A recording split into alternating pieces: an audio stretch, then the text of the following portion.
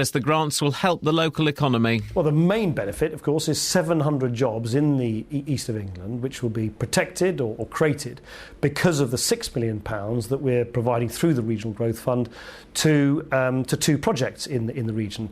They, in turn, of course, are putting much more money from the private sector, £40 million, into the local economy. Police have charged a fifth man in connection with a shooting in Leicester Road in Luton in May last year. 31-year-old Mahbub Baig of Overston Road in the town has been charged with conspiracy to murder Atif Ali. 4 other men have also been charged with conspiracy to murder and are currently awaiting trial. A motorcyclist has been killed in a crash in High Wycombe. His bike was in collision with a van on London Road at around 10 o'clock yesterday morning. The 45-year-old was pronounced dead at the scene. A report suggests the government may have wasted hundreds of millions of pounds stockpiling the antiviral drug Tamiflu. It says the drug shortened symptoms of flu by just half a day, but did not reduce hospital admissions or complications.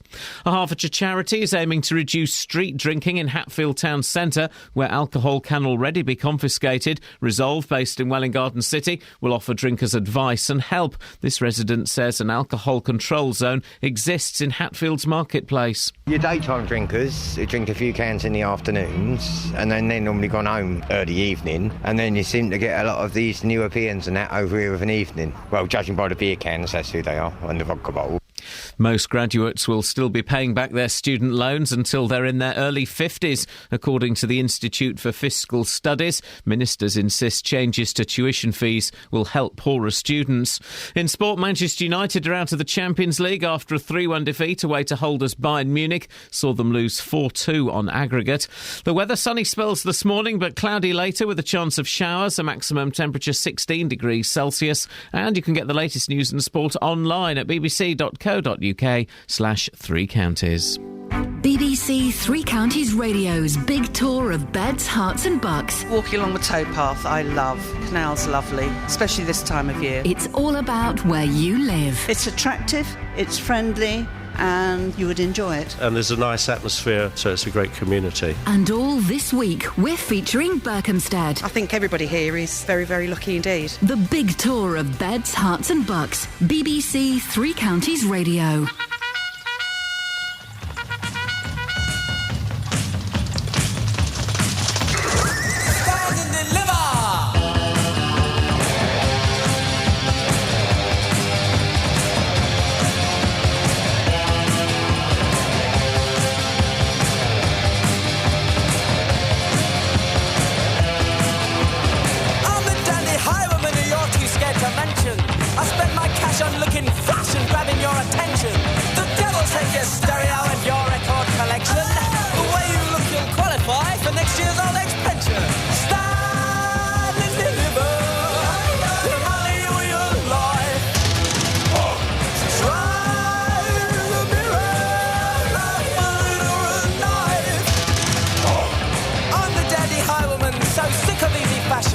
The clumsy boots, pickable ropes that people think so dashing. So what's the point of robbery when nothing is worth taking? It's kind of tough to tell a scrap the big mistake is making. Stand and deliver your money or your life. Try to be right, not willing or a knife. And even though you fool your soul, your conscience will be mine.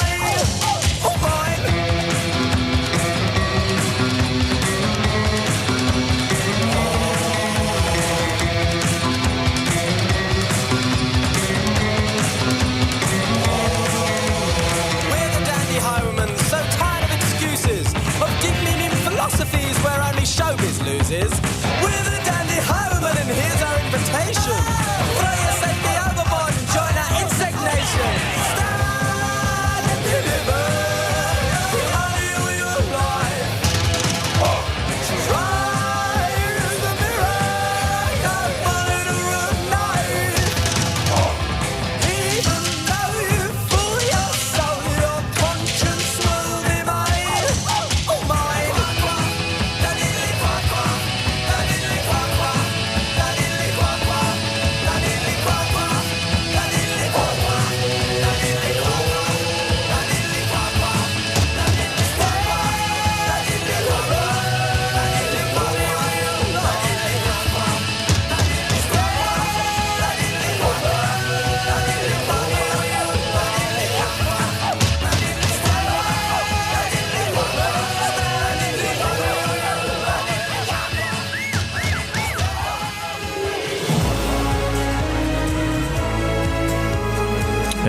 how we start a show, with Adam and indeed his ants. Adam and the Ants.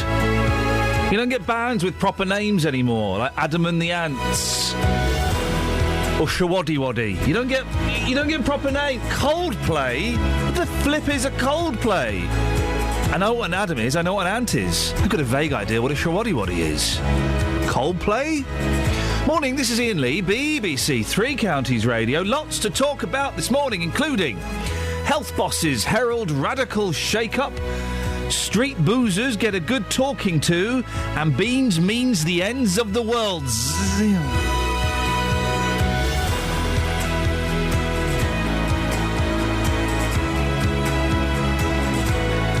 Facebook.com/BBC3CR. You can send me a text, 81333. Start your text 3CR. Or the best way to get in touch, as you all know, and you've been doing it a lot recently, so thank you, we'll have more of that, is to give me a phone call. 08 459 455 555. Across beds, hearts and bucks. This is BBC Three Counties Radio. Oh, I've got a bit of a stiff neck. You know, you get a bit of a... Terrible headache last night. Terrible headache. Now I've got a bit of a stiff neck. I'm feeling it today, Kath. Oh. Feeling it today. Okay. Is that it? Yeah. Cold. Health officials are warning that urgent changes are needed to the way healthcare is delivered across Bedfordshire and Milton Keynes. The Clinical Commissioning Group says radical steps need to be taken to avoid a combined shortfall of £100 million within the next few years. This comes midway into a report from the Bedfordshire and Milton Keynes Healthcare Review, prompted by the problems at Bedford Hospital's paediatric department. Well, one of the doctors leading the review is Milton Keynes GP Nicola Smith. Morning, Nicola. Good morning. This looks like the start of what could be a rather painful process. Is that right? Well, I wouldn't say necessarily painful, but certainly it's quite difficult to sort of work out the whole system because, as you know, healthcare is a very complex system, and looking at how we're going to change things to make things look differently, and how we can actually manage to deliver a good healthcare service for patients of Bedfordshire and Milton Keynes within the budget we've got. That's the real challenge for us. Milton Keynes and Bedford are going to merge, aren't they? No, that's certainly not part of the plan, and I think merging hospitals isn't necessarily going to solve the problem that we've got, because actually that's not going to save us enough money. I think that what we need to do is look for different models of care. So it's not about merging. It may well be about what the hospital's working differently, because, I mean, we do work with Bedford Hospital in Milton Keynes, but also we work with other hospitals as well, for example, Oxford, Northampton, Stoke Mandeville. So patients go to lots of different hospitals. So simply merging with Bedford I don't think is going to solve the problem. It's about looking at very different models of care. OK, so you're saying that a merger between Bedford and Milton Keynes is not on the cards. What are those different models of care then? How could they manifest themselves? Well, I think one of the main things really is keeping patients out of hospital when they don't need to be there. And I'm thinking of particular groups like frail elderly patients who now very often, because there's no alternatives, there's not enough alternatives in the community, they end up getting admitted to hospital. So the main sort of, the way we're thinking is looking at more preventative care, but also if you've got, for example, a frail elderly person in a care home, what we really want are teams, and we've started to commission those now, teams that go into care homes, pick up those patients really early on to prevent their deterioration, so the need for hospital admission is less. And if they do need to go to hospital, get them into hospital nice and early, make sure they get all the tests they need, get them turned around really quickly so they can come home as quickly as possible to prevent them languishing in hospital beds. So it's about improving the quality of care, and I think by doing those sorts of things to improve quality, you're also going to make the savings that we need. You surveyed staff at the two hospitals as part of the review. What did you ask them and what did they say? I'm sorry, I'm not aware of the results of the survey. It wasn't part of our piece of work that I'm aware of. I'm sorry. So it's not true that the NHS staff at Milton Keynes and Bedford hospitals said they wouldn't recommend those hospitals to a friend or relative? Sorry, I beg your pardon. I see what you're saying about now, yeah.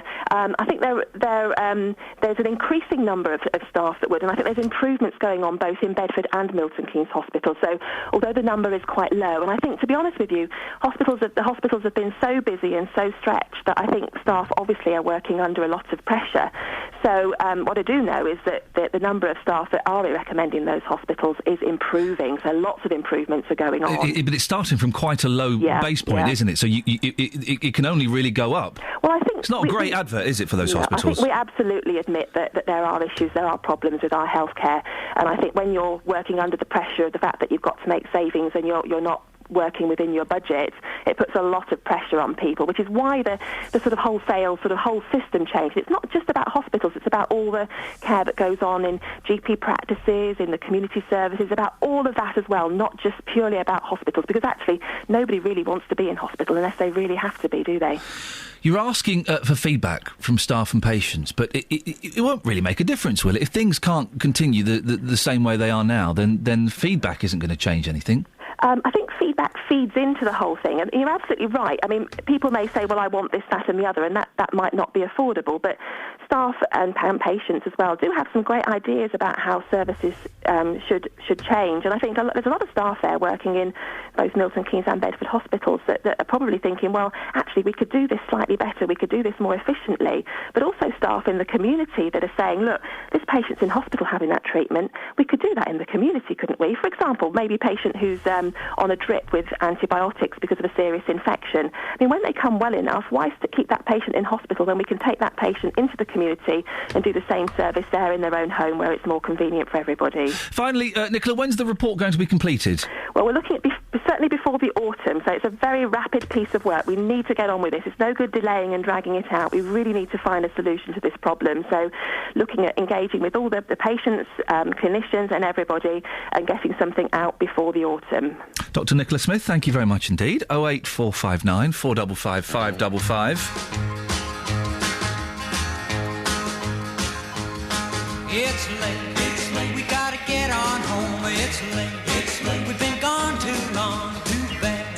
We should have checked our time, can't phone. We done spent every dime. It's late, we're about to run out of gas. It's late, we gotta get home fast, can't speak. We're in a slow down zone, oh, baby, look at that clock. Why can't it be wrong? If we could have left home at 8:45, would have had fun and plenty of kind. We got started just a little bit late.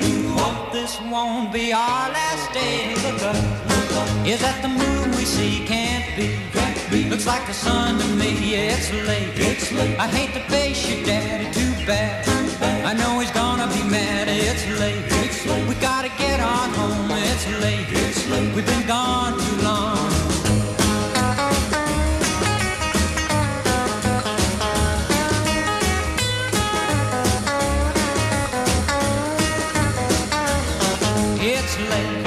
We're about to run out of gas. It's late. We gotta get home fast. Can't speak. We're in a slow down zone. Oh, baby, look at that clock. Why can't it be wrong? If we could have left home at 8:45, would have had fun and plenty of kind. We got started just a little bit late.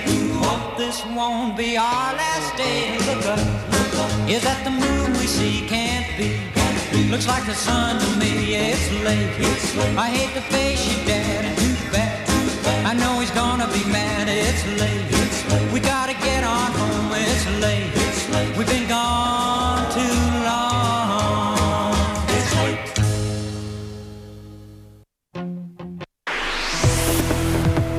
Travel news for beds, cards and bugs. BBC Three Counties Radio. Good morning. In Biggleswade, the A1 southbound is partially blocked just at the Biggleswade North roundabout because a vehicle's broken down. Not causing any delays on the speed sensors at the moment, though. At the Clop Hill roundabout, the A6 southbound, so as you leave Bedford, already looking slow as you approach the roundabout. And also the Park Street roundabout, the A414 approach looking quite busy. I'm Alice Glossop, BBC Three Counties Radio. Thank you very much indeed. Right, it's 6:16. It's Thursday, the 10th of April. I'm Iain Lee. These are your headlines on BBC Three Counties Radio. Health officials say that urgent action is needed to stop spiralling debts at Bedford and Milton Keynes hospitals, and more collaboration between the two is required. A Hertfordshire charity is aiming to reduce street drinking in Hatfield town centre. Resolve, based in Welwyn Garden City, will offer drinkers advice and help. And in sport, Manchester United are out of the Champions League after a 3-1 defeat away to holders Bayern Munich saw them lose 4-2 on aggregate. BBC Three Counties Radio.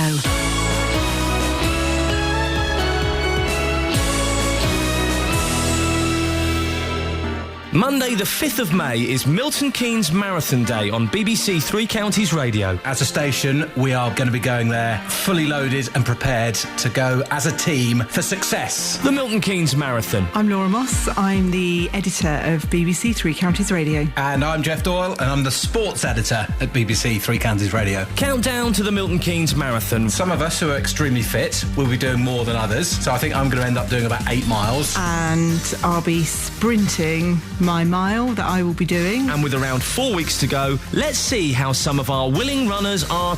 Just one. Sorry to interrupt that. I know that's not de rigueur and could be considered to be quite rude. The boss there, my son calls the lady boss. Yeah, the actual boss, yeah. Oh. The lady boss and some other bloke are running part of the marathon. We've not got to do that, have we? Which one? I just kept my head down in that meeting. I don't run. I'm not. I mean, I can't. I've got a medical condition. If someone was chasing me, I could probably put a bit of a sprint on, but no, not just for fun. You can, actually. And I will catch you one day. But I can't. I've got man boobs, so I wish the lady boss and the other fella, never heard of him, I wish them the greatest of luck, but I'm not involved. Jeff's the one that does the sweepstakes, isn't he? I don't know. I don't know anyone's name. Ben's the scruffy fellow with the beard. Mm-hmm. Ollie's the quiff. Yeah. Jeff. No. Anyway, let's get back to the trail. Training. So what I've been doing is I walk my daughter to school in the morning. Right, hang on a second. She's training for a marathon by walking her daughter to school in the morning. Turns out I'm match fit. There we go. That doesn't count. And then I run home. Which is pathetic. However... That is so wrong. Countdown to the Milton Keynes Marathon with BBC Three Counties Radio. Well, good luck to those guys, and I'll be waving them on from my home while I'm asleep. Yeah, like that. I'll be giving them a wave like that whilst I'm asleep. So many people over the years have said, "Oh, you should do a marathon. You could raise money for charity." No, where do you want me to write a cheque? A marathon is long, isn't it? It's fair. It's one of the longest. Last weekend when we were going out, we came across the Flitwick 10K. Oh yeah. That didn't look very much fun. No. That looked actually quite... They don't look like it smarted a bit. They don't look very much fun. Your nipples can fall off in a marathon. Yeah. That is a fact. Yeah, don't you have to take special measures? Yeah, you have to put Vaseline on or tape them up. This is true. Webby, this is true. Your nipples can fall off in a marathon. Oh, he's gone. We've lost Webby. Maybe that scared him so much. Maybe he's going to phone up the Milton Keynes Marathon and say, "Oi, take me out of it. I'm not having any of that." And then afterwards, when you finish, they wrap you in tin foil. Bako foil, like a turkey. Like a turkey. But I think you might get a Mars bar at the end. Not anymore. Oh. Mars milk? Oh. They've made... Of all the inventions that didn't need to be made, Weetabix milk. Oh. Yeah, I know. Weetabix milk. What is that? Is that milk with a bit of cereal floating in it? Well, I've often thought that the milk from Cocoa Pops should be bottled, and then someone said, well, it's chocolate milk. Oh, yeah, yes. Brilliant. Okay. But I'm guessing it's just the milk from the bottom of a bowl of Weetabix, or the taste thereof, and you chug it down. That's. I mean, as ideas go, that's pretty... Yes. Webby, how are your nipples this morning? A bit sore, mate. Yeah, they will be. If you run a marathon, they will drop off. Fact. It's true. Right, okay. What have you got for me, boss? You know, we was on this Banana Armour thing the other day. Oh, we were having a great time with Banana Armour the other day. Hey, mate. All over them. When I got home, I think it was Tuesday, went on eBay, 49 pence, greatest hits of Banana Armour. Mate, you are quids in. I got home last night, loud as you like. Fantastic. Give us your favourite. What was your favourite one? Oh, Shy Boy. Oh, hang on, what one's that? I don't remember that one. Shy Boy? You got to be heard that. Go, sing me a bit, I can't remember it.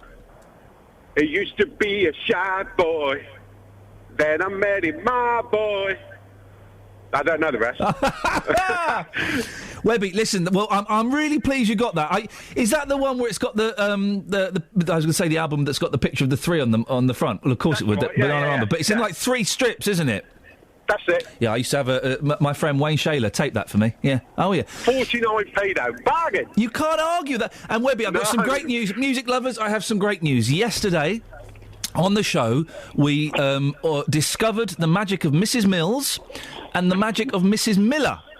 Well, I've just had an email last night. The Mrs. Mills CD is on its way. It should be here for Monday.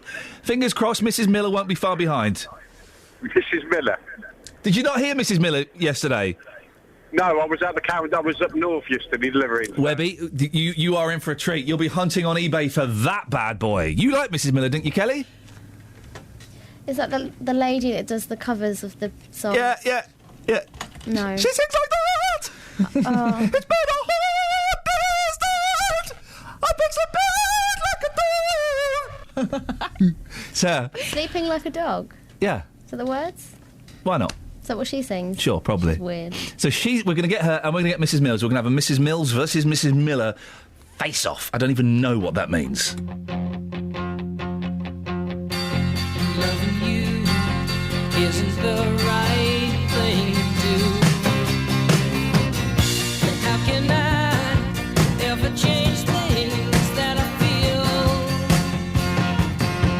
If I could, maybe I'd give you my word. How can I, when you won't take it from me? You can go your own way. Go your own way. You can call it another lonely day. You can go your own way. Go your own way. Tell me why everything turned around. Packing up, checking up, so you won't do. If I could, baby, I'd give you my word. Open up, everything's waiting for you. You can go your own way. Go your own way. You can call it another lonely day. You can go your own way. Go your own way.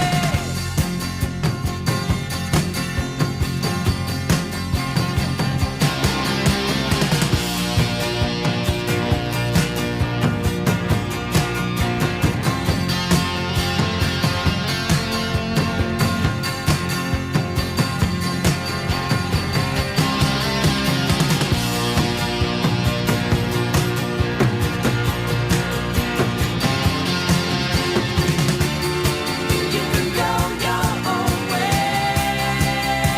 Go your own way. You can call it another lonely day. Just listen to him playing the bass here. He's showing off now, McVie. Your own way. Go your own way. You can call it Love it. His hands all over the place. As Christine McVie would testify.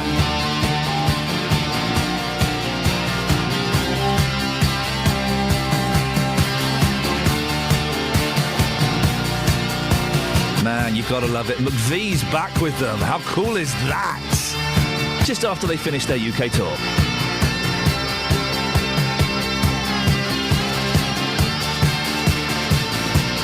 Couldn't care less. Morning, this is Iain Lee, BBC Three Counties Radio. 08459 455 555 is the telephone number if you want to give us a call. Now, if your idea of a pleasant afternoon is sitting in a town centre drinking special brew, then Hatfield is certainly not the place for you. Local rules mean that street drinking is banned in and around Market Place. But from now on, confiscating your tinnies won't be the only attempt to get you sober. Workers from the alcohol charity Resolve will be on hand to offer advice and support to people whose drinking has become a problem for them and, well, let's be honest, everybody else. Our reporter went to Hatfield to see whether it's needed. It's terrible. It really is. No one takes any notice, police or anyone. I wouldn't come in here overnight. It's quite frightening, actually. I don't like it, period. It shouldn't be seen. It just is a social thing. I don't think it should be seen. Why drink in the streets? Go and drink in a pub if you have to. You see it more or less anywhere you go these days, in any town centre. I just think it's a shame that so many people have turned to drink. But with how things are now, that it's worked out, with the money situation and the government taking their benefits away, I think it's driving the youngsters to drink. I wish they'd open more youth clubs for the youngsters. I think where they're closed, a lot of those may be some of the trouble. It's not very nice having people wandering about drunk during the day or during the evening in the town centre. And anything that can be done to stop it would be a good idea. People don't come down here at night because of all the drink around. Well, I wouldn't walk down here at night with it all. People aren't at work, youngsters are at school, aren't they, during the day? So there's nowhere else to go. They hang around the town centre. It stems from home. I think parents should be involved with it rather than just counselling the children. Everything stems from the home first, doesn't it? You should know where your children are. If you know where your children are, what they're doing, they're your responsibility. So you should be the one, the start of it anyway. Then if you can't control it, then get help. But if you know where they are, they wouldn't be hanging around the town centres, would they? I know lots of people, they would like to stop drinking, but they don't know how to or where to go to. And if somebody would help them or they would offer the help and they shouldn't go and ask for help, it would be better, I think, easier for them. They've got this funny rule about drinking or not drinking in the town. It doesn't make any sense. Because if you read what's written on the signs, what the bylaw is, it doesn't say you're not allowed to drink here. It says you must stop drinking if you're asked to stop drinking. But sometimes the police take it like you're not allowed to drink, so then you get banned from the town and things like that. And it becomes a game between the drinkers and the police. Those sneaky little legal loopholes. I think you're not allowed to drink. And if the police ask you to stop drinking, well, that's them asking you to stop. Local residents there reacting to a Hertfordshire charity's aim to reduce street drinking in Hatfield town centre. Oh, we'll speak to the service manager of Resolve in about an hour's time, and we'll find out why the charity needs to intervene in Hatfield, where Marketplace is already subject to an alcohol control zone. This is Iain Lee, BBC Three Counties Radio. If you want to give us a call this morning, you're more than welcome to. I'm slightly jealous of Webby getting that... Best of Bananarama for 49 pence. 49 pence. Yeah. That is a bargain. What price three bored women? Oh, you don't like them at all, do you? I do like them, but they're not putting the effort in, are they? They don't need to. There's no welly. There's no welly. Kelly? Do you remember that watch I bought for a penny? You didn't buy it for a penny, my And love. That's all I could talk about. Yeah, you didn't buy it for a penny, my love. It was like about £12 postage. £3.50 in total. And how long did that watch last? I've still got it. Yeah. How long did it last? I've still got it. It still works. What time is it? It's just 6:28. You read that from the screen, not from your watch? I'm not wearing it. Why? Don't like it. Travel news for beds, cards and bugs. BBC Three Counties Radio. In Biggleswade, the A1 southbound is partially blocked at the Biggleswade North roundabout because of vehicles broken down, not causing any delays on the speed sensors though at the moment. Elsewhere on the sensors in Luton, London Road is heavy as you approach the Kidneywood roundabout to join the motorway. And also between Chalfont St Giles and Amersham, London Road looking slow around Cokes Lane.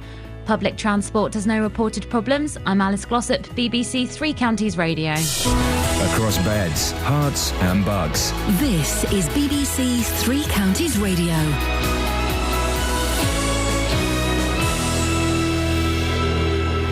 It's 6:30. I'm Simon Oxley. Health officials say urgent action is needed to stop spiralling debts at Bedford and Milton Keynes hospitals. Merging health services is thought to be one option, but Dr Nicola Smith from the Milton Keynes Clinical Commissioning Group told this programme that a merger wouldn't solve the problem. Two Bedfordshire businesses are to share £6 million in government funding to help create new jobs. The Regional Growth Fund grants have been awarded to the car technology companies Hayward Tyler in Luton and Millbrook Proving Ground. And a Hertfordshire charity is aiming to reduce street drinking in Hatfield town centre, where alcohol can already be confiscated. Resolve, based in Welwyn Garden City, will offer drinkers advice and help. Three Counties Sports. BBC Three Counties Radio. Manchester United are out of the Champions League after a 3-1 defeat away to holders Bayern Munich. David Moyes' team losing 4-2 on aggregate. We had a great chance at 2-1 to go 2-2. So I think we've had opportunities We have to be fair that, you know, Munich are a good team and we had to defend really well. But we did create opportunities to score tonight, probably more so than we did even in the first game. So I'm disappointed we didn't take those chances. We had 3 or 4 good opportunities, but in the end we couldn't quite get it. Barcelona are also out after losing 1-0 at Atletico Madrid and 2-1 overall, so Chelsea are joined in tomorrow's semi-final draw by Bayern Munich, Atletico Madrid and Real Madrid.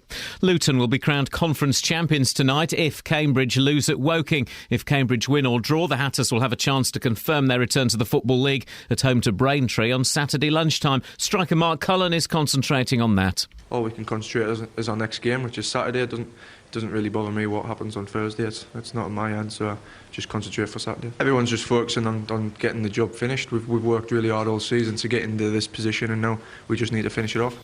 The US Masters Golf, the first major of the year, starts later at Augusta. With Tiger Woods missing, Rory McIlroy is the bookies' favourite, but Woburns Ian Poulter says it's wide open. You do look at the guys that have played it an awful lot to see, you know, some of the experience that you would expect, you know, to play this golf course well.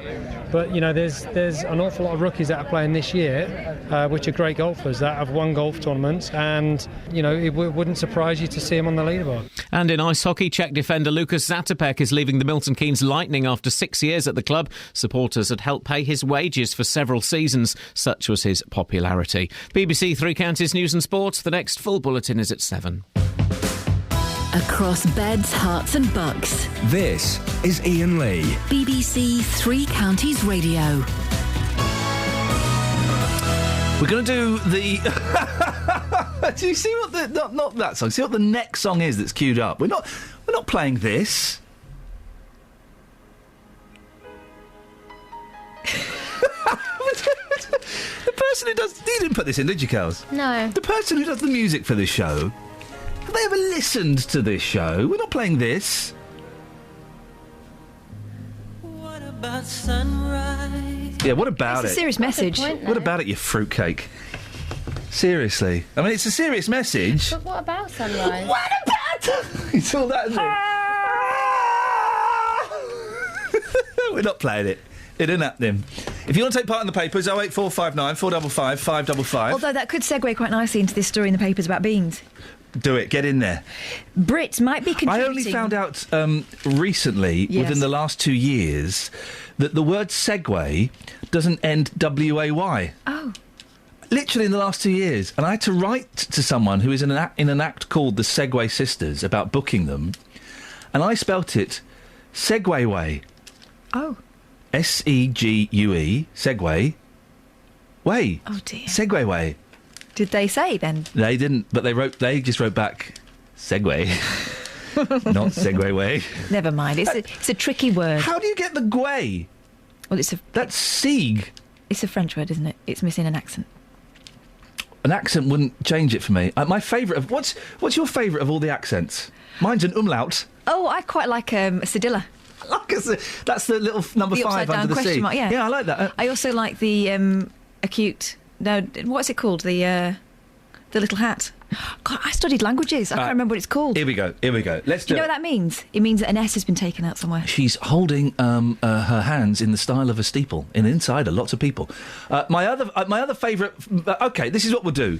Your favourite accent and your favourite foreign letter. I know it's niche, but we're trying to raise them up a bit. Your favourite accent or your favourite foreign letter. My favourite accent, as we've discovered, is the umlaut. And you're going to see I'm a sucker for German. My favourite foreign letter... What's the double S called in German? Oh, I can't remember.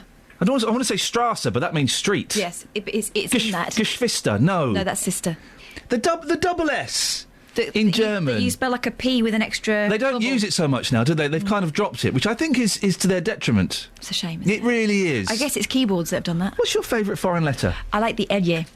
What's that? It's a double L that they have in Spanish. Oh, I also like an Ñ, which is an N. Oh, I forgot about that. Yeah.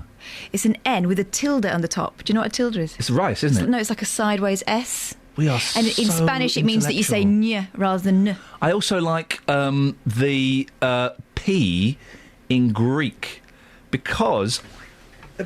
We are so intellectual here at BBC Three Counties Radio. Intellectual? Nay, indulgent. I'm going to write you the Greek P. You tell me what this looks like. Like pie.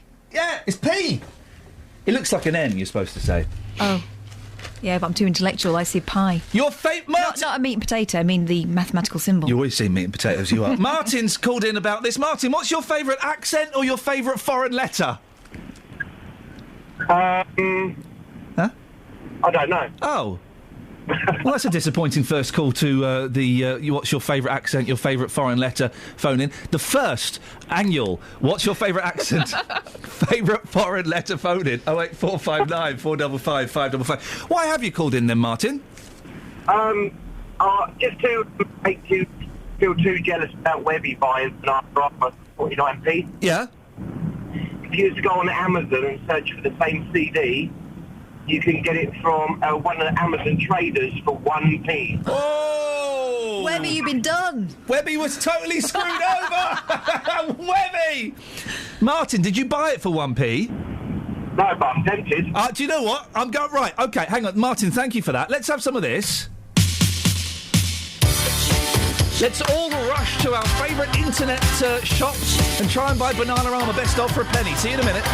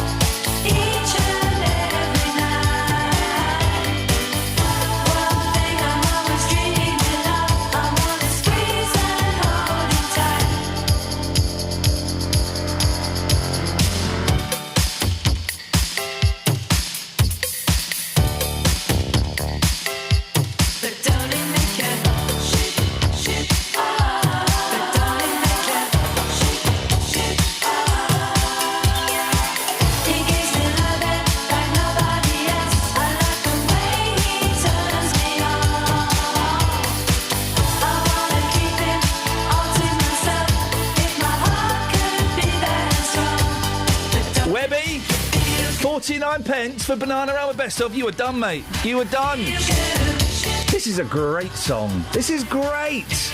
All right, tomorrow it's Bananarama Day. Oh, no, come on. What? Why? By that, I mean, we're not going to play Bananarama music, but I want you two lovely ladies to dress up as all three Bananarama girls. And look bored. Yep. Look bored and tarty in an 80s style. Fortunately, and I hate to break this to you, I'm not in tomorrow. Whoa. I'll definitely do that at home. Why are you not in tomorrow? I'm going to Wales. Oh. What, in Wales in Pakistan? I'm going to Wales. I don't think you can do that accent on the radio. Wales. You're offending huge swathes of this community. Do you know who'd be furious? Yep. Joyce and Lee Gray. Oh, Joyce and Lee Gray. Who's the posh woman who hates me but then comes on sometimes and is nice to me? I'm Janet not sure and that Astridge. I'm not sure it is Janet and Ashridge. Oh, okay. The tone is the same, but she wouldn't be like that on text, would she? And then Sending phone rude you? texts and then... no. So who's filling in for... I've forgotten her name. Kelly. Who's filling in for Kelly tomorrow? Ben with the scruffy beard. Oh, I like Ben. He's Yeah, we good. like Ben, isn't he? He's good. Really good. I tell you why I like Ben. He's enthusiastic. He's keen. He's hardworking. He's intelligent. He'd have a favourite foreign letter. I've not even asked you, Kelly, with the greatest of respect, because I don't want to embarrass you on air. What's this? Oh. I don't think that's an American. That's an international language, yes. surely. He's keen, and also Ben. Ben doesn't flinch when I ask him to sit on my lap. Well, I didn't at first. You got used to it. Now, let's have a look at 08459 455 555. The papers. What have you found in the paper? Beans. We never got onto beans. Oh, get beans. Sidetracked by foreign letters. Beans. Brits might be contributing to climate change with flatulence from eating baked beans. A minister said this. A minister thought it and said it out loud. My little boy, right, he's 2. And he did the biggest fart in the world yesterday while I was carrying him. They call it a Pritz. Greek farts are called Pritz. Oh, that sounds more... He said, Daddy, I did a Pritz. I was like, oh yeah, and he's laughing. And it was so... I said, that's the loudest Pritz I've ever heard in my life. He went, yeah, my bottom sounds like fireworks. Wow. It did. It really, really did. Sorry, I put you off thanks your... for that little pastiche. Energy Minister Baroness Verma Yes. agreed with a Labour peer that... they actually said smelly... I think they were being a bit silly in the House yesterday. Smelly emissions could be aiding global warming. Silent but violent. Lord Simon had pointed out that the UK has the world's largest consumption of baked beans. To laughter, he told the House of Lords, could you say whether this affects global warming? Tory Lady Verma replied, we do need to moderate our behaviour. Wow, they actually had that conversation. I think... Maria Miller got out just in time, I think. Bean-wise, we're not the worst offenders. No. If you look at... Again, let's look internationally. Blazing Saddles. They don't eat beans like that in America. My sister's in America and she has to get Heinz beans from the ethnic aisle. Are we an ethnic minority? We are there, right? Hey, if she wants a Twix... Get me a grant. If she wants a Twix or a Mars bar... I want a grant and a community centre. She has to go ethnic aisle. Anyway, yeah. So, there are other places where they eat all kinds of beans all the time. I don't believe that this is our fault. 08459 455 555. Could you live without beans? I don't think so. We're not going to save the world until, Greece stops eating hummus. Nathan Jones has tweeted the interrobang. What's that? As his favourite letter. Foreign letter. The interrobang. I've heard of that. I can't picture it. Is that that's not the German double S? We are the greatest phoning you're ever going to hear, ever. After 9 o'clock today, we're going to switch radio off because this cannot be beaten. Your favourite foreign punctuation accent, in case people phone up and do, oh, hello, my favourite accent is this.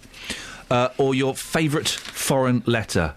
Little windy pops there, Catherine? Trying to destroy the planet? No, I was just balking from that terrible accent.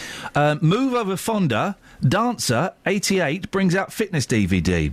Retired ballerina Dame Gillian Ling can still touch her knees to her nose. I can do that. And nearly do the splits. Oh, she can nearly do the splits. Impressed? Not really. You should be. She's 88, has 2 metal hips and a foot held together with metal pins. So she's partly bionic. Yeah. So suddenly it's not so impressive. It's cheating. There are some really degrading photos of this senior citizen in the newspaper, including she thinks one... she's showing them some moves, the way they've done it. In one, she looks like a crab on her back and she can't get up. She's lying on her back with her hands on her pelvis and her feet together and her knees pulled up. And I'll be honest, shame on her. It looks like those pictures you get of, when they're talking about Broken Britain and how loads of girls have got drunk in Newcastle and there's footage of them falling over in the streets. And rolling about on the... Yeah. Well, at least she's got adequate clothing. Yeah, at least you can't see her bare bottom. Go on, give us one more. Speaking of bare bottoms, yeah. Rihanna, what is she playing at? Flipping out. Where was that in the paper? There is clearly nothing she won't do to get... She's on a... It's a photograph of... I really... I'm going to say despise Rihanna. Yeah, I am. She is disgusting. There's a picture of her on her hands and knees. She's wearing a tiny little crop top up top. She's wearing nothing down below. And there's a man pouring water on her back as she poses for a photo shoot. In my day, pop stars were Dana or the blonde one from Dollar and The Woman. And they kept their clothes on. It was all in the mind, in the imagination. Now, you can see her, everything goes. You can see her Wang Chung and everything. I went to a children's party recently. Yes. And they put MTV on and let it go. Just let it roll. No. As the soundtrack to the party. No. You can't do that anymore. No. You can't do that anymore. And so one of the kids was standing in front of the telly imitating the moves. Oh. It's all wrong. 08459 455 555. Travel news for beds, cards and bugs. BBC Three Counties Radio. In Biggleswade, the A1 southbound partially blocked at the Biggleswade North roundabout. That's after a vehicle's broken down. And we've had an update in from Lisa to say there are queues on the approach at the moment. Also in Aylesbury on the speed sensors, the Oakfield Road looking heavy at the A41 junction as you leave the centre of town. The M25 anti-clockwise starting to build up between junction 21 for the M1 and 20 for Kings Langley. Public transport all looking good with no reported problems. I'm Alice Glossop, BBC Three Counties Radio. Thank you very much, Alice. 6:46, it's Thursday the 10th of April. I'm Iain Lee. These are your headlines on BBC Three Counties Radio. Health officials say that urgent action is needed to stop spiralling debts at Bedford and Milton Keynes hospitals. Dr Nicola Smith from the Milton Keynes Clinical Commissioning Group told this programme that a merger wouldn't solve the problem.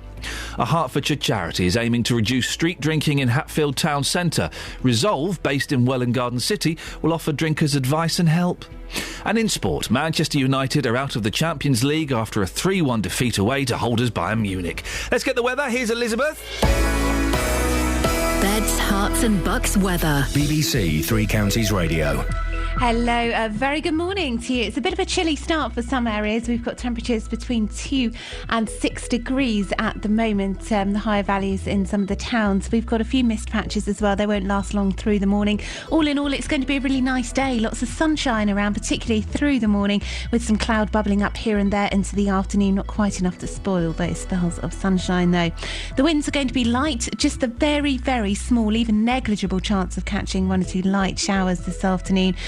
Just a little bit more in the way of cloud, but all in all pretty nice today. Top temperatures up to 16 degrees. That's 61 in Fahrenheit. Overnight tonight it will stay mostly dry. We've got some clouds spilling down from the north, so milder tonight than it was last night, with lows of around 8 or 9 degrees. So a cloudy start to the day tomorrow, perhaps a few spots of rain over the tops of the hills.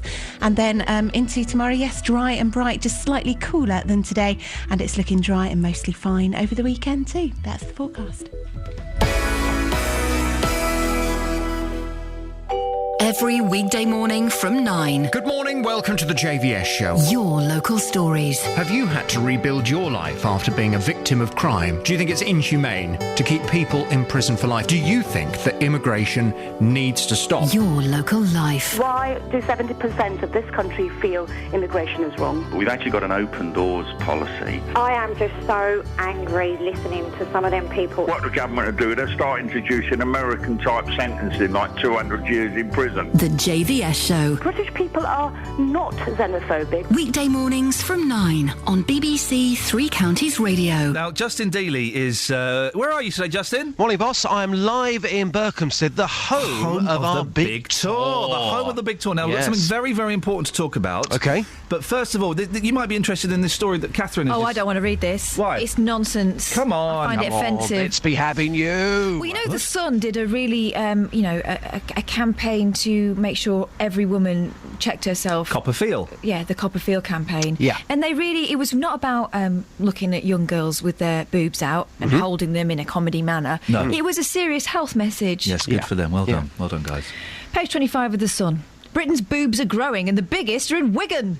The average bra size has gone from 34C in 2011 to 34D now, but it's an impressive 36F in the northwest town. You didn't read the headline? Wigan's biggins. Hey, what am I doing in Berkhamsted? Why am I not in Wigan? My gran lived in Wigan for a while. And was she... I would say that... Is it accurate? I don't know.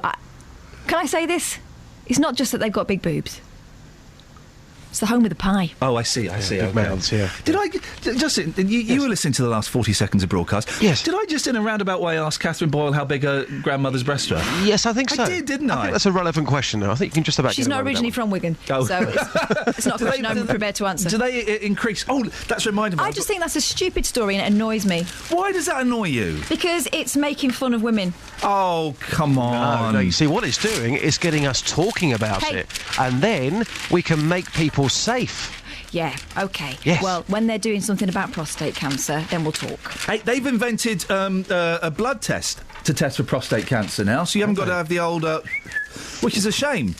I think that takes some of the fun out of it. Really? Yeah. Men dread that, don't they? Oh, once they dread it until you... I've had I can say rectal examination. I had a camera... 13 centimetres. Yeah, I'm in that club. Yes, exactly. And it's not that bad, is it, just? Yes. Oh, is it? Have you enjoyed that? There's something wrong with you? No, I didn't enjoy it, but I'm just saying it wasn't painful, it was uncomfortable, and it was embarrassing. Yeah. But the embarrassment is that's kind of my issue, and you kind of get over that, really. Do you? As a woman, obviously we are subjected to quite intrusive tests from quite an early age. Yeah. You just have to go to your happy place. Yeah, I was in my happy place. That's what you do. You disconnect your brain from what's going on. They're looking at you like a mechanic looks at an engine. Exactly. Can I make one point here? Yeah. Guys, across beds, hearts and bucks, enjoy your breakfast. Can I just read one more story, just? Yeah. Before we get to what we want to talk to you about. I've got some reaction coming in already, by the way. A woman has told how her life has been... This is from the Daily Mail. A woman has told how her life has been turned into a nightmare by a rare illness that gives her up to 50 orgasms a day. Amanda Grice, 24, says her condition, persistent genital arousal disorder, can be triggered by anything from riding in a car to loud bass sounds. It can happen anywhere, and sometimes I'll have 5 back-to-back, she says. It's not pleasurable. What? Now, here's the line.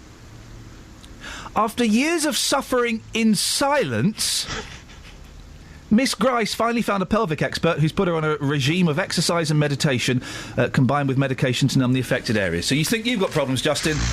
This woman here, Amanda Grice, 24. Why go and see that doctor? Just enjoy. Oh! Now, Justin, what have you got for us? Why are we here? Well, we're talking about baked beans, aren't we, this morning? It's in all the papers. An Environment Minister has agreed we should cut down on eating baked beans. No, exactly. Can't do it. Methane has an effect in the atmosphere 20 times greater than carbon dioxide. Wowzers. Lady Verma said that we need to moderate our behaviour when it comes to baked beans. So it's in all the papers today. I'm here in Berkhamsted for the big tour, and I've been getting reaction on baked beans already. Here's what people have had to say. Bob, we're here in Berkhamsted for the big tour. How fantastic is this town? It's all right, yeah, nice. Yeah, do you like your baked beans? Yes. Yeah. Would you give them up? No. Why not? Oh, I enjoy them. Yeah. What about saving the planet?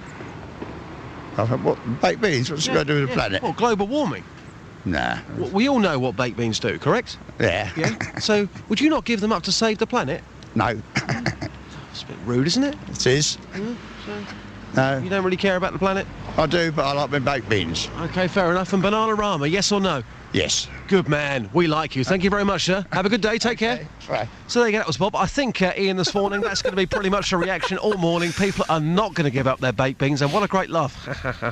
Scientific survey there, conducted by the one and only Justin. Exactly. I love the way you can do beans and Bananarama and anything else. But the thing about beans is we know they're good for you. Beans are good for your heart. Yes. The more you eat, the more you're putting the planet in danger. But the message is, though, you know, if we are going to be eating baked beans, just to maybe moderate our behaviour. Instead of having, 10 portions a week, have 5 portions. Because 10 portions? Yeah, some people do. Some people have them all the time. Baked beans for dinner, things like that. It's wrong. Beans, that counts as 2 of your 5 a day, or 7 a day, because you've got tomato sauce and baked beans. I think it's only 1. But if you have that with an appetiser, that's 2. Justin? Yes? What's your favourite foreign letter? Can I get back to you on that one? Yes, please. OK. Maybe you could do a little cheeky little vox on it as well. Yeah, no worries. Excellent, Justin. Thank you very much indeed. Right, Catherine, should we call it a day? Yeah. All right, well, JBS I'll be here. I'm contractually obliged to stay till 9. OK, OK. I'll go next door. Thanks very much. 08459 455 555. Your favourite foreign punctuation accent, your favourite foreign letter. Now, we won't get any phone calls on this, but I guarantee this is the best phone-in you've ever heard in your life. That's a fact. Why am I playing Coldplay? They're rubbish. Call it magic. Call it true. Call it magic. When I'm with you,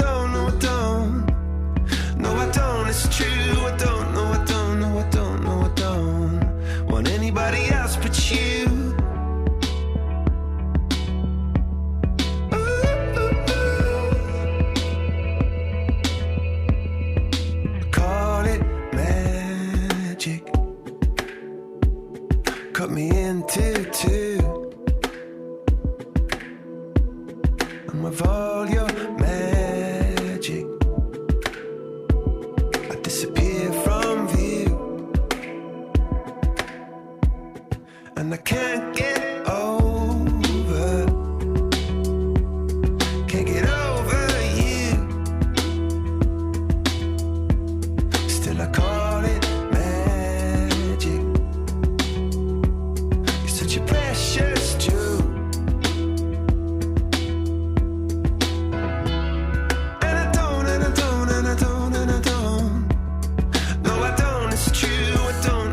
There's a word that people don't understand. Want anybody else but you? I don't know, I don't know, I don't know, I don't. No, I don't, it's true. I don't know, I don't know, I don't know, I don't. Want anybody else but you? Wanna fall, I fall so far. I wanna fall, I fall so hard, and I call it magic, and I call it true. I call it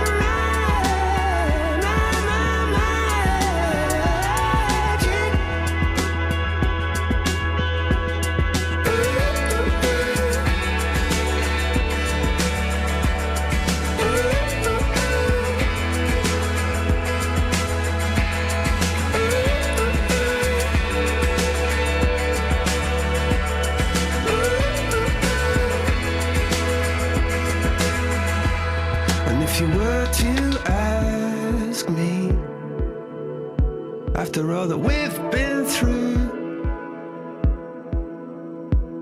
still believe in magic? Well, yes, I do. Of course I do.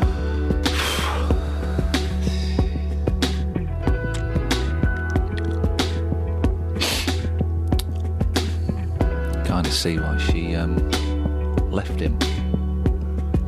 Gwyneth, come and listen to my new song. It's called Magic. I'd rather not. Your songs are really creepy.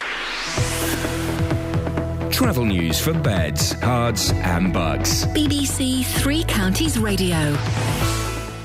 The M25 anti-clockwise, slow going between junctions 17 for Maple Cross and 16 for the M40. Also on the sensors in Harpenden, the High Street is heavy in both directions around Station Road. Public transport, Greater Anglia have lines via Seven Sisters may be cancelled or delayed by up to 20 minutes after a signalling problem. I'm Alice Glossop, BBC Three Counties Radio. Thank you, Alice. Right, lots coming up in the next hour of the show, including boozing on the streets. What is going to happen with Bedford and Milton Keynes hospitals? And what's your favourite foreign letter? Let's get the news with Simon Oxley. Local and vocal across Beds, Herts and Bucks. This is BBC Three Counties Radio.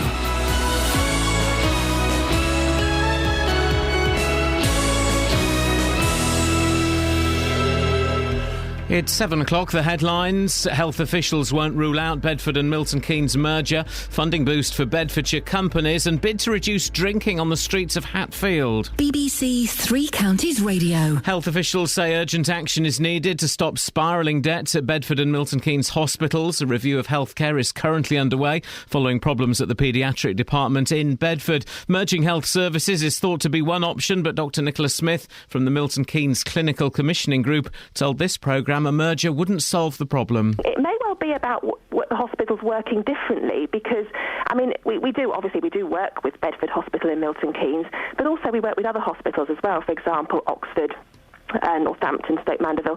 So patients go to lots of different hospitals. So simply merging with Bedford I don't think is going to solve the problem. It's about looking at very different models of care. Two Bedfordshire businesses are to share £6 million in government funding to help create new jobs. The Regional Growth Fund grants have been awarded to the car technology companies Haywood Tyler in Luton and Millbrook Proving Ground. The Deputy Prime Minister, Nick Clegg, says the grants will help the local economy. Well, the main benefit, of course, is 700 jobs in the east of England, which will be protected created or created because of the £6 million that we're providing through the Regional Growth Fund to 2 projects in the region. They, in turn, of course, are putting much more money from the private sector, £40 million, into the local economy. Police have charged a 5th man in connection with a shooting in Leicester Road in Luton in May last year. 31-year-old Mahbub Baig of Overston Road in the town has been charged with conspiracy to murder Atif Ali. 4 other men have also been charged with conspiracy to murder and are currently awaiting trial. A motorcyclist has been killed in a crash in High Wycombe. His bike was in collision with a van on London Road at around 10 o'clock yesterday morning. The 45-year-old was pronounced dead at the scene. A report suggests the government may have wasted hundreds of millions of pounds stockpiling the antiviral drug Tamiflu. It says the drug shortened symptoms of flu by just half a day, but did not reduce hospital admissions or complications. A Hertfordshire charity is aiming to reduce street drinking in Hatfield Town Centre, where alcohol can already be confiscated. Resolve, based in Welwyn Garden City, will offer drinkers advice and help. An alcohol control zone exists in Hatfield's marketplace, but these residents say there's still a problem. It's terrible, it really is. No one takes any notice, police or anyone. I wouldn't come in here overnight. If you read what's written on the signs, what the bylaw is, it doesn't say you're not allowed to drink here. It says you must stop drinking if you're asked to stop drinking. People don't come down here at night because of all the drink around. Well, I wouldn't walk down here at night with it all. Most graduates will still be paying back their student loans until they're in their early 50s, according to the Institute for Fiscal Studies. Ministers insist changes to tuition fees will help poorer students. In sport, Manchester United are out of the Champions League after a 3-1 defeat away to holders Bayern Munich saw them lose 4-2 on aggregate. The weather, sunny spells this morning, but cloudy later with a chance of showers, a maximum temperature 16 degrees Celsius. And you can get the latest news and sport online at bbc.co.uk/3 counties. BBC Three Counties Radio's big tour of beds, hearts and bucks. It's good community spirit. Everybody knows everybody. It's all about where you live. It's a biggish town, but it's got a villagey feel. And all this week, we're featuring Berkhamsted. Sometimes if I'm in town and it's sunny and it's lunchtime, I just buy a sandwich and go and sit down by the canal and enjoy it. The big tour of beds, hearts and bucks. BBC Three Counties Radio.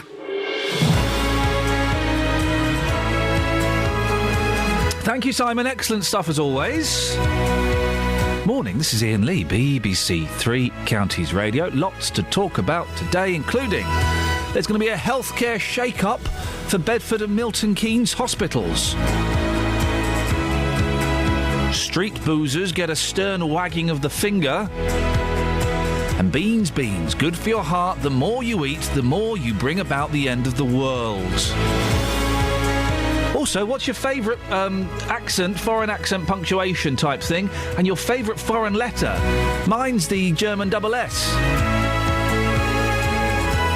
It's the best phoning I've ever done, and the fact that you lot aren't phoning in says a lot about you, not about me. Facebook.com/BBC3CR. You can send me a text, 81333, start your text 3CR, or you can give me a call, 08459 455 555. Across beds, hearts and bucks. This is BBC Three Counties Radio. Simon's in Sandy. Morning, Simon. Good morning. What would you like to say, sir? I was just going to join the big beans debate. Oh, yes, go on, yes. Yeah, I was saying yesterday's newspaper was telling us that we should eat more beans because it lowers our cholesterol, and today it's telling us we shouldn't because the environment's in trouble. So a contrast. It's an exact contrast. It's a thing of, do we want to live for longer by eating beans, yet die early because we've killed the planet by eating beans? Yeah, I do a bit with food and nutrition because I work in catering, and there's a lot more things that set off that kind of thing, like fizzy drinks are the worst thing, apparently.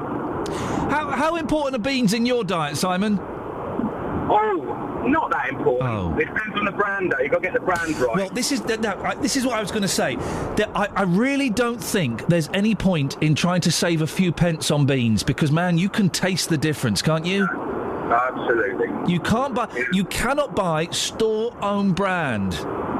Well, I've been in catering a long time, and you can't beat that top-of-the-range beans that we're talking about. Simon, thank you very much indeed. You cannot scrimp I'm all for saving a few pence here and there, a few pennies here, a few pence here, adds up, and suddenly you've saved 47 pence, which is significant these days. But when it comes to beans, and trust me, I've tried them all, you cannot scrimp on baked beans. Absolutely. There was something of a revolt in my household when we were about... It was during the recession of the late 80s, early 90s. I remember it well. Mum tried on the different ketchup, different beans. Oh, you can't mess with those. And what... There are some perverts out there, maybe you're one of them, they make their own baked beans. Why? How? Why? How? Why? How? Right, because they think it's clever and you just follow the recipe. How? You just get some beans and you put some... What, ketchup? Right, OK, you're not taking it. I thought you were taking it seriously and it turns out you're not. 08459 455 555. Now... Health bosses say services across Milton Keynes and Bedfordshire need a radical shake-up to avoid a financial crisis. Dr Nicholas Smith from the Clinical Commissioning Group told us earlier a merger between Bedford and Milton Keynes wouldn't solve the problem, but more collaboration is needed to stop them running up a combined debt of £100 million within the next few years. Her comments come midway through a review sparked by problems in Bedford Hospital's paediatric department. Well, the Labour parliamentary spokesperson for Milton Keynes South is Andrew Pakes. Joins me now. Morning, Andrew. Good morning, Iain. Andrew, what do you make of this report? Well, I think this report, at long last, shines a light on the enormous pressure facing not just the two hospitals, but health services across Milton Keynes and Bedfordshire. I think we've all known, anyone who's used the hospital recently or tried to get a GP appointment knows that we've got some amazing staff doing brilliant work, but things have got a lot tougher as resources are beginning to feel the pinch. But what this report is missing so far is how the public will be involved in taking the final decisions that the review publishes about our local health services. The report at the moment doesn't make any recommendations. It's still a while to go, but it does set out rather a stark picture, doesn't it? Absolutely. We know, what we know in Milton Keynes, and it may well be the same for your listeners in Bedfordshire, is that we've got a growing population, both more people coming to the city, but people getting older. So that's a double challenge of growing old and growing bigger. But we also know that over the last 2 to 3 years, which is what the review says, the financial pressures handed down upon the NHS locally by the government and made things a lot tougher for our doctors and nurses to get on with the job they train to do. Are the two hospitals going to have to merge? I think a greater sense of collaboration that Dr Smith was talking about has to be on the table. I think there's got to be smarter ways of working. But I want to be absolutely clear that any options have to, in my view, stick to the NHS principles that the public overwhelmingly endorse. I want to see whatever happens to be publicly funded. I want it to be publicly accountable. I don't want to see what's happening in other areas with big private healthcare companies coming in and taking over the running of services for a private profit. The NHS is one of the great wonders of the world. It's got many faults, as we know, but we've got to stick to those principles of being a good public service if we want to make it better. So are you not ruling out merging? I would love to see what the final options say. I get from the review the real challenges we're facing. Now, if there's better ways of doing things, I'm not sure merger is the way forward. I think collaboration, I think getting more prevention so we stop people having to go to A&E in the first place, getting more health services out in the community so people can pop to their local doctor's surgery and get some of the daycare help rather than actually having to go to the hospital and taking up bed space or using doctors there. People are living longer, so we've got to have different ways of doing things. What's the difference between merging and collaboration? Or is it just semantics? I hope not. The last health review we had, which you may remember, the Healthier Together review, sparked controversy across the region. It wasn't just Beds and MK, it took in Kettering, it took in Luton and Dunstable. And what that was talking about was reducing or cutting back on A&E services and taking away consultants from some of the maternity units at other hospitals. If this review says that bringing together Milton Keynes and Bedford means that one of the two hospitals loses its maternity unit consultants or we downgrade the A&E unit, I think that would be a disaster for the city. And that's why I think whatever happens here, the public have got to have the final say in the kind of hospital and the kind of NHS we have locally. They won't, though, will they, Andrew? If £100 million is being lost or thereabouts, the public are going to say, no, keep all the services in my local hospital, don't change, don't move, don't close anything. It's not realistic, is it? I think we can see a lot more services put out to doctor surgeries, into the community. We can do a lot better visits to older people in their homes so they're actually getting the support and care they need rather than being forced to go into hospital and taking up bed spaces. I think we can get people out of hospital a lot sooner if there's the community care out there. So there are options, but we've talked before about that huge campaign at Lewisham down in London when the government tried to force a closure of the A&E down there. We know the public are very passionate about the National Health Service, and rightly so. And I want to see whatever happens here is about improving the NHS. Look, and if I've got to go and knock on the door of the government, and if other people have got to join me in Milton Keynes to get us more cash to actually keep the services we need, because we're one of the fastest growing areas in the country, I'm willing to do that. I just want to make sure this review doesn't sell short a growing population and the kind of health service we all want locally. Andrew, I appreciate your time, and no doubt we'll speak about this again at some point in the future. Thanks very much. Iain. Thank you. It's Labour parliamentary spokesperson for Milton Keynes South, Andrew Pakes. Keir. What am I trying to say here? Hang on a second. Keen. That's the word. Yes. It's 7:15 in the morning. Well, I can't speak properly. Keen to get your thoughts on this. 08459 455 555. On FM, AM, online and digital radio. This is Iain Lee. On BBC Three Counties Radio. I've got to say, the Daily Mail really is... it's going to town on... what's that child called? Prince George. It's going to town on it. There is another Prince George pullout. Another gorgeous George picture supplement to melt your heart. You pull it out, look. Gorgeous George picture souvenir. Mummy's little prince. There's a picture of him pulling hair. There's a picture of him looking at a baby. There's a picture of him standing up. Oh, my boys have got those shoes. And there's a picture of him looking stern. Even at this young age, he looks like he knows he is privileged and superior to all those other babies in there. All babies know they're the boss of everything. Yes. They know. But he's just got a regal air about him that's like, yeah, I know we're all babies, but I'm king baby. I would love to give those cheeks a squeeze. Come He's on, cute. Oh, you mean the baby's cheeks? I thought you... shall I put my trousers back on? Oh, stop it. Steady. Peter's in Walmer Green. Morning, Peter. Morning. What do you have a whinge about today? Well, I'm just common sense speaking here. Go on. Good morning, common sense. When they start talking about the National Health Service and spreading the money more friendly by putting it out into the community, well, that as long as it doesn't diminish the amount the hospitals have got for a start, so I'm not going to use the fund that funds the hospitals because that would make them worse. And furthermore, I've never seen a sign really that spreading money out into the community more thinly has ever worked. Right. OK. Well, these hospitals are losing £1 million, £100 million between them.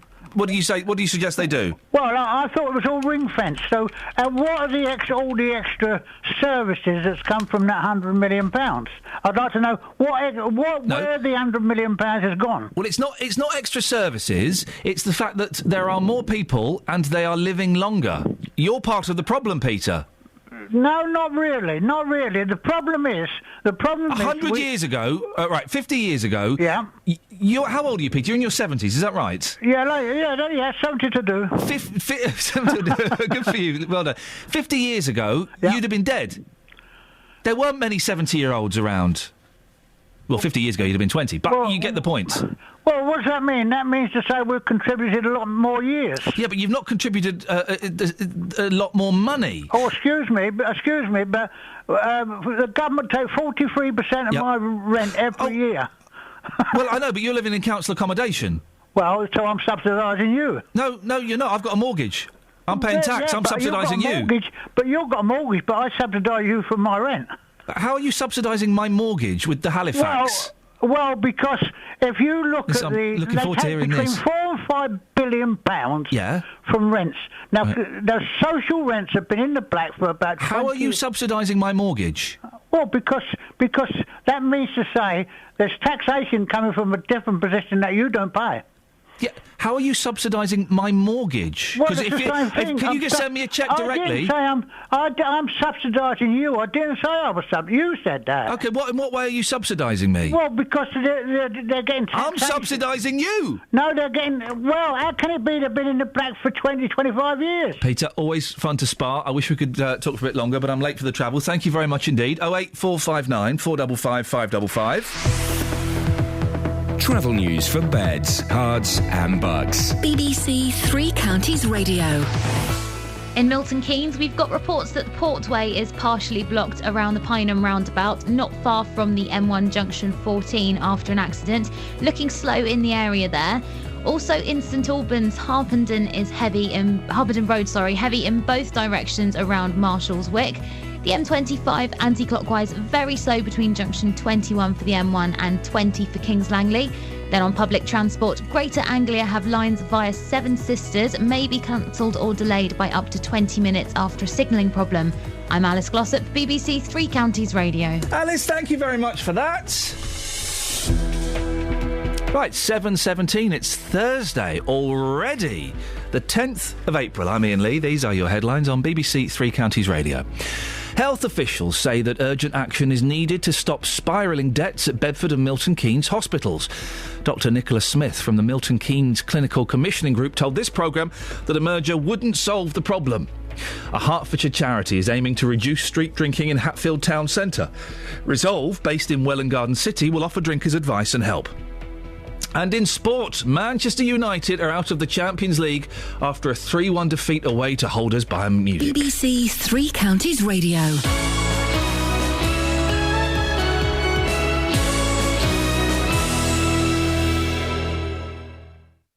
This Saturday, we're bringing you a special Three Counties Sports. We're on air from 12 as Luton face an early game at home to Braintree. It's there, it's McGeehan, in at the near post, and Luton have the goal. As soon as that game finishes, we'll turn our attention to Watford, MK Dons, Stevenage and Wickham with live coverage of all 4 matches. What a goal from Troy Deeney! My goodness me, what a goal from Isel McLeod! And Darius Charles it is, who just rockets a header in. And it's a set-piece success for Wickham Football's Wanderers. fun. Extended Three Counties Sports, Saturday from Everybody midday likes here a kick on BBC around. Three Football's Counties Radio. fun. I made myself chuckle. Across beds, hearts and bucks. Written a song. Is Iain Lee. BBC Written a Three song. Counties Radio. I've written a song. What was it? You need to. Football's fun. Hang on, you need to the music. Hang on. Okay, I like to join in with your songs. What you do is, fair play, you take them to the next level. My favourite of yours is I'm a sexy guy, I'm a sexy guy. That's a private song. I only do that when I'm doing press-ups against the desk next to you in the office. Right, OK, so... This Saturday, we're bringing you a special Three Counties Sports. So this is the music. We're on air from 12. We'll have to ask Mike if we can get the music, get rid Yeah, of man. these. Feeling it, I'm feeling the beats. Football's fun. As soon as that game finishes, we'll turn our attention Football's to fun. MK Dons, Stevenage and... Everybody likes a kick around. Football's fun. Football... No thanks, Catherine. Catherine, no thanks. No thanks. We don't need a camp version of the bass line from that Lou Reed song. Listen, you always need a camp version of that. What is that Lou Reed song called? Take a walk on the wild side.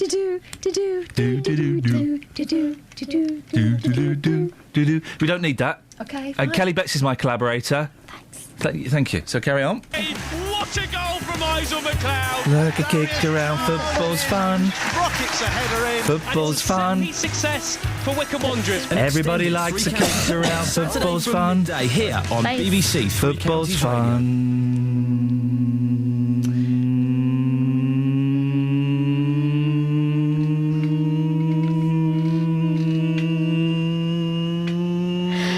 Football's fun. Football's fun. Everyone likes a kick around. Football's fun. Football's fun. I think we get the idea. Everyone likes a kick around. Football's fun. Stop. Are you happy with that? I think that is blinded. Okay. That is blinded. We have a call. I'm guessing a complaint. Oh, no, that's probably Pete Waterman or Malcolm McLaren. Probably not him. He's no longer with us. Saying, "I'll have that. I'll have that song. That's a winner." Might be Paul McCartney at last. Oh, brother. Brilliant. What's your name? It's a record producer. We're in. Excellent stuff. Well, we'll do a serious story while Kelly Betts and my fortunes change. We'll be millionaires by 9 o'clock. Street drinking. It's banned in Hatfield town centre. But from now on, you're just as likely to get a conversation as a confiscation. Yeah. Thanks to £18,000 of funding from Hertfordshire's Police and Crime Commissioner, workers from drug and alcohol charity Resolve will be in and around Marketplace 5 days a week, offering advice and support to problem drinkers. Here's what people in Hatfield town centre told our reporter. It's terrible. It really is.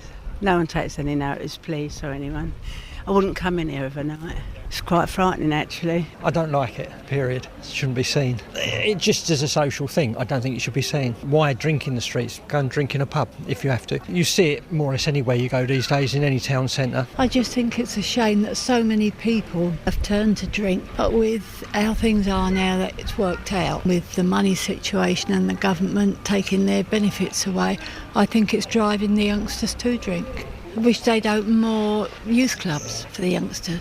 I think where they're closed, a lot of those may be some of the trouble. It's not very nice having people wandering about drunk during the day or during the evening in the town centre. And anything that can be done to stop it would be a good idea. People don't come down here at night because of all the drink around. Well, I wouldn't walk down here at night with it all. People aren't at work, youngsters are at school, aren't they, during the day? So there's nowhere else to go. They hang around the town centre. It stems from home. I think parents should be involved with it rather than just counselling the children. Everything stems from the home first, doesn't it? You should know where your children are. If you know where your children are, what they're doing, they're your responsibility. So you should be the one, the start of it anyway. Then if you can't control it, then get help. But if you know where they are, they wouldn't be hanging around the town centres, would they? I know lots of people, they would like to stop drinking, but they don't know how to or where to go to, and if somebody would help them or they would offer the help, and they shouldn't go and ask for help.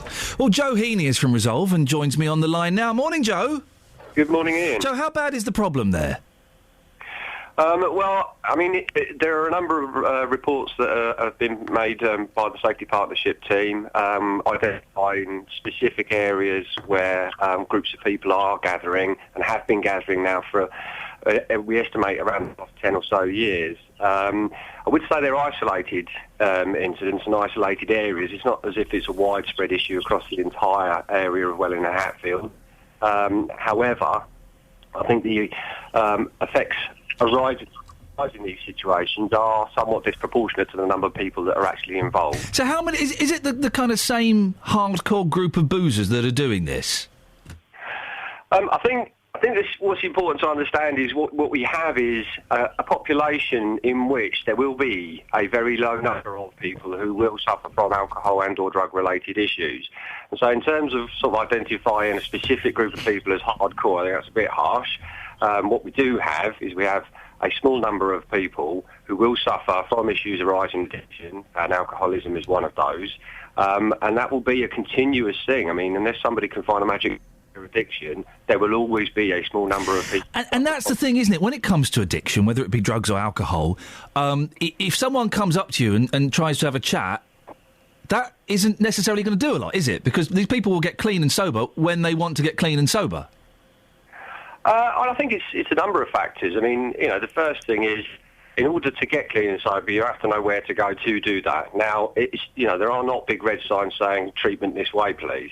It is true that large numbers of people who are involved in drugs do find routes into treatment, but it may be that the treatment processes they've been involved with have not worked for them. And we believe at Resolve that this is a new way of offering an opportunity to people who perhaps haven't managed to find a treatment path that's appropriate for them yet. What is your treatment plan at Resolve, Joe? Is it 12-step? How does it work? No, Resolve actually is not 12-step. We support the 12-step process, and for those of your listeners that won't know, that's Alcoholics Anonymous, and that's a self-help process.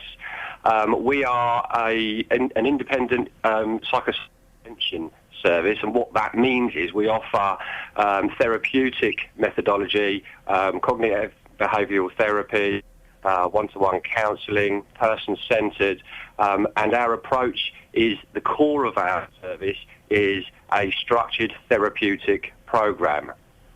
And so what, you'll be going up to these troubled souls in the centre of town and offering them therapy? What exactly will you be saying to them? I mean, what we've been doing, the project only started on the 1st of April, so... early days. Yeah, it's very, very early days. At this moment in time, we are, the team that I've got, Dean and Carol, that are currently working in the town centre area of Hatfield, are going out, introducing themselves, getting to know who the people are that are the people of concern, and then identifying what their needs are. And then I think mostly it will be finding out what is missing from those lives, supporting them to get the needs met. In some cases, some of these people are homeless, so, they need housing. And if we can help and support and find ways to get the needs that these people have met, that in turn will promote and likely bring them into treatment, which in turn will get them off the streets, which in turn will reduce the antisocial behaviour and any criminal activity that's alongside that behaviour. £18,000 from the PCC. It's a lot of money. What are you going to do with it? Where's that going to be used? Well, £80,000 sounds like a lot of money. All that's funding is 2 workers, 16 hours a week for 1 year. 16 hours a week is not a lot of time to be able to put into, do this work. All the rest of the project is being funded by ourselves. My time is being put in, obviously all resources and so on. We're managing to secure some money through Safety Partnership for IT equipment. The Workgate Space are very kindly offering free at the moment some space for us to sit in and use their cafe facilities, and we're talking about arrangements where we can have a more permanent base once we've got space within space, no pun intended. And we'll be looking for further funding to further grow the project. And finally, Joe, there might be some cynics out there who think you're doing the police's dirty work for them. Oh, no, absolutely want to make this clear. This project is not policing street drinkers. We will not be in any way involved in the legal side of whether or not they should or shouldn't be drinking. This is a project that is specifically targeted at helping people get off the streets and into treatment. The police will be doing the policing, and Resolve will be looking to support people as best we can. Joe, good to talk to you. Best of luck. Thank you very much. Cheers for that. It's Joe Heaney from Resolve. Helping people out and about. 08459 455 555. When we come back from the news with Simon, do you want to put... Should we do what's your favourite foreign punctuation, accent and your favourite foreign letter? Do you want to rack those calls up? Yeah, OK, we can do that. I thought also maybe off the back of what Joe said, we could ask people whether there's a problem in their town centre and whether something similar would help there. Yep, OK. But if you rack up the calls for your favourite foreign letter... I'll rack it up. We could rack them up during the news. Yeah, maybe give the number out again. 0845. Well, should I? I don't want you girls to be deluged. No, give it out. We can handle it. Yeah? Yeah. That is why I like you guys so much. 08459 455 555. You're both doing it. What? Your favourite foreign letter, your favourite foreign accent. I don't want people to phone up and do an Indian voice. Mine what about Welsh? No. Mine is the umlaut. Catherine, yours? I like a tilde. And, Kelly, you got a favourite foreign letter, it turns out. Yeah, I like the double L in Welsh. Oh, do it again? Isn't that fantastic? 08459 455 555. Get in quick, because this really is going to take off. Travel news for beds, cards and bugs. BBC Three Counties Radio. We've had a call from Michelle in Luton. Morning, Michelle! Between Hitchin and the Midland Road, just through the contraflow works. A bus has broken down right in the middle, so that's really going to cause delays throughout the morning rush. In Milton Keynes, we've got reports the Poltway is partially blocked around the Pineham roundabout, not far from the M1 junction 14 following an accident. Public transport, London Midlands have buses replacing trains between Bletchley and Bedford after a train fault. And Greater Anglia have possible delays or cancellations of up to 20 minutes on lines via Seven Sisters. I'm Alice Glossop, BBC Three Counties Radio. Across beds, hearts and bugs. This is BBC Three Counties Radio.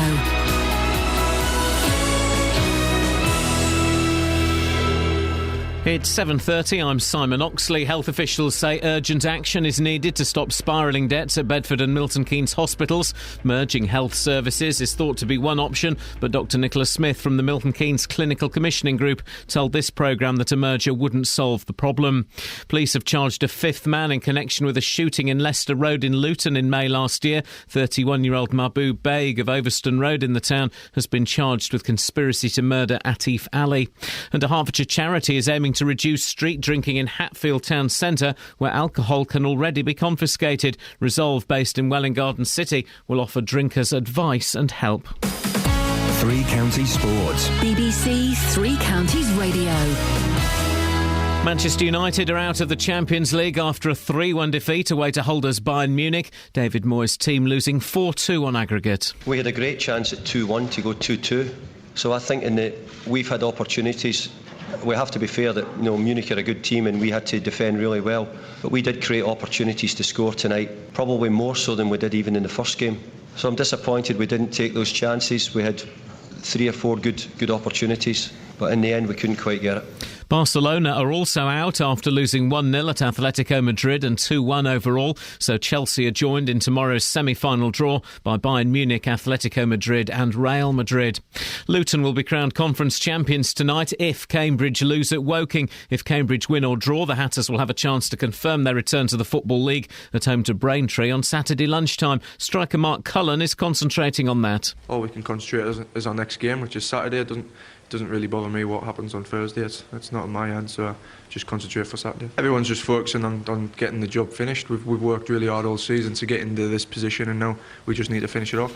The US Masters Golf, the first major of the year, starts later at Augusta. With Tiger Woods missing, Rory McIlroy's the bookies' favourite, but Buckinghamshire's Luke Donald hopes to make an impact as well. I know if I get off to a good start and usually continue that throughout the week, that's sort of a big thing that I need to try and do this week. Obviously, it's my 10th Masters. I know what is needed, and hopefully I can produce some golf that I know I can play. And in ice hockey, Czech defender Lukas Zatopek is leaving the Milton Keynes Lightning after 6 years at the club. Supporters had helped pay his wages for several seasons. Such was his popularity. BBC Three Counties News and Sports. The next full bulletin is at 8.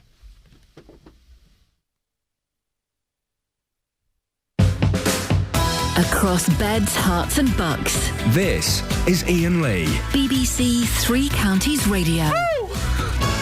I just ran over my toe. I take my shoes off when I do the show, and I just ran over my toe.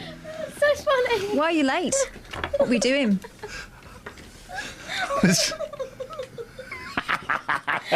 2 words. Yes. Employment Tribunal. Whoa, I wasn't doing... I screamed to mean the news is finished, Yep. and you ran in the room further. Yeah, and but then why it did he went have silent, to... and then you had to run out. What was taking up his time?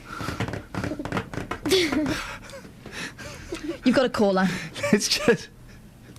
I went into... The way this works is we're in 2 separate studios. Good reason. I'm in the master studio. Hiya. And Catherine and Kelly are in the mistress studio. Hello. And I went into their studio to hang out, try and write some new songs with Kelly. And Catherine was really putting on a show. She really was. I had to lean across them to type something. Oh, did I drop some coins on the floor? Let me pick these up. Sorry, guys. OK, let's talk to Steve in Stevington. How are those crunches going? Really well. I got the hula hoop out last night. You're not supposed to eat crisps while you're doing it. No, I'm talking Grace Jones style hula hooping.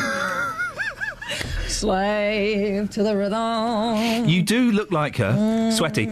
How many crunches did you do last night? 10 really fast ones. But I was hula hooping for a good 20 minutes. Watching the telly. You've totally... Try not to knock things off the shelf. You've got this sussed. So we're taking... Have you racked up the phone calls for your favourite foreign letter? Yeah, all one of them. Because I've got loads on... Well, I mean, I've got some on Twitter. Hang on a second. Someone liked the Polish L that makes a W sound. Yes, like Lech Wałęsa. Yeah, Lech Wałęsa. That was credit where it's due. That's Callum. Steve's in Stevington. Morning, Steve. Stevington. Hi, Iain. Morning, Steve in Stevington. Stevington. Steve. Hi. Steve. Steve. In Stevington. Yeah. Are you? Yes. What have you called in about? I like this phone in. I'm a big fan of the German S-set. What's it called? S-set. That's the double S. It is, yeah. Geschwister? What? Geschwister? It's not in that, I don't think. Is it? I think it is. It's in the Vista part of Geschwister. Right. G-E-S-C. Are you writing this down? Yeah. H-W...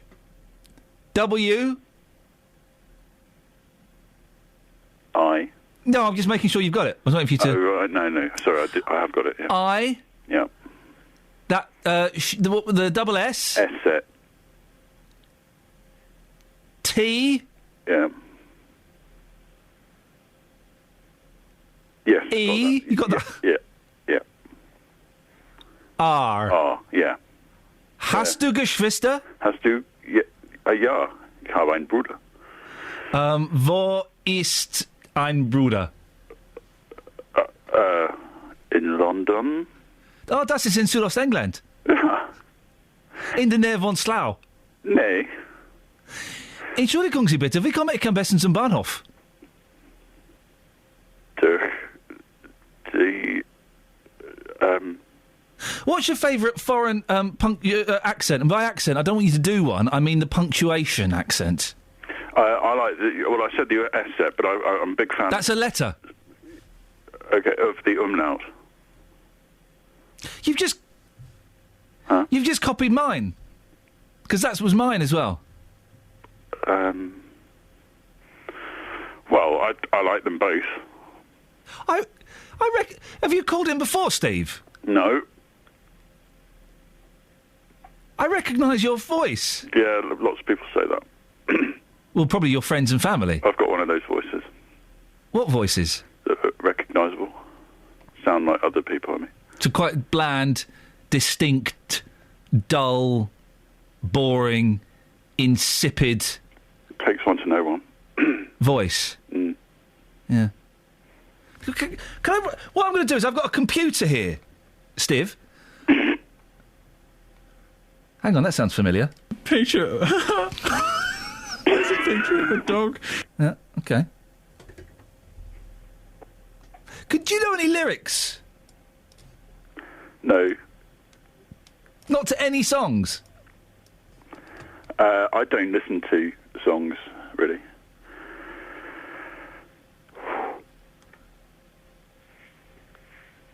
Who's your local MP? In Stevington. Yeah. Steve. That's in Bedfordshire, right? Yeah. I think it might have been Nadine Dorries, but I think... Okay. Do you like politics? It's all right.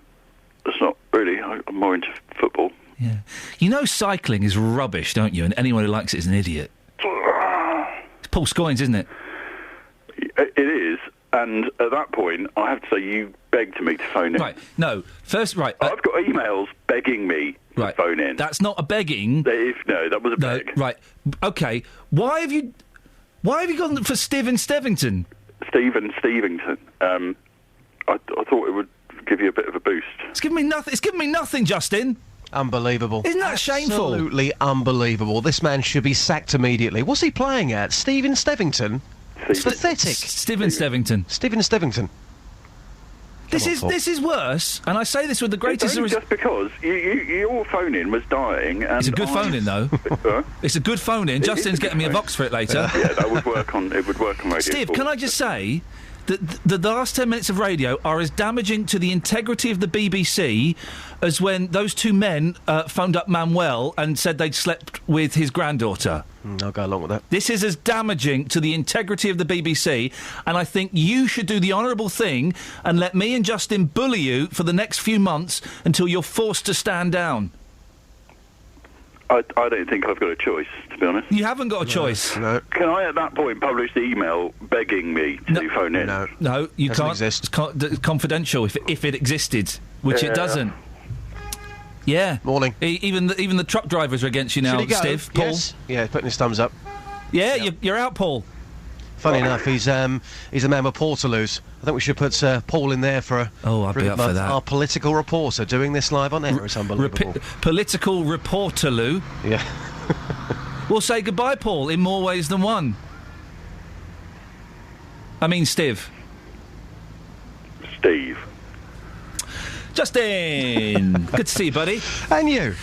Now, baked beans. Yes. We have been told that baked beans are bad, not just for your backside, they are bad for the environment. We're killing the planet by enjoying baked beans, mate. It's in all the papers today. It's must be true. It's a real warning from Lady Verma, an environment minister, who's saying that methane has an effect in the atmosphere 20 times greater than carbon dioxide, and she is saying we need to moderate our behaviour now to save the planet. Big news, Ian. Big news. Big news. Well, you've been asking people about whether they could junk the beans. Yes, I'm in Berkhamsted, the home of our big tour this week. I've been asking people, could they give up baked beans? Here's what people had to say. Carol, do you love baked beans? Yes, I do. Yeah, how many tins a week are we talking here? 2. 2 tins a week? Yes. Every single week? Every single week. Would you give them up? No.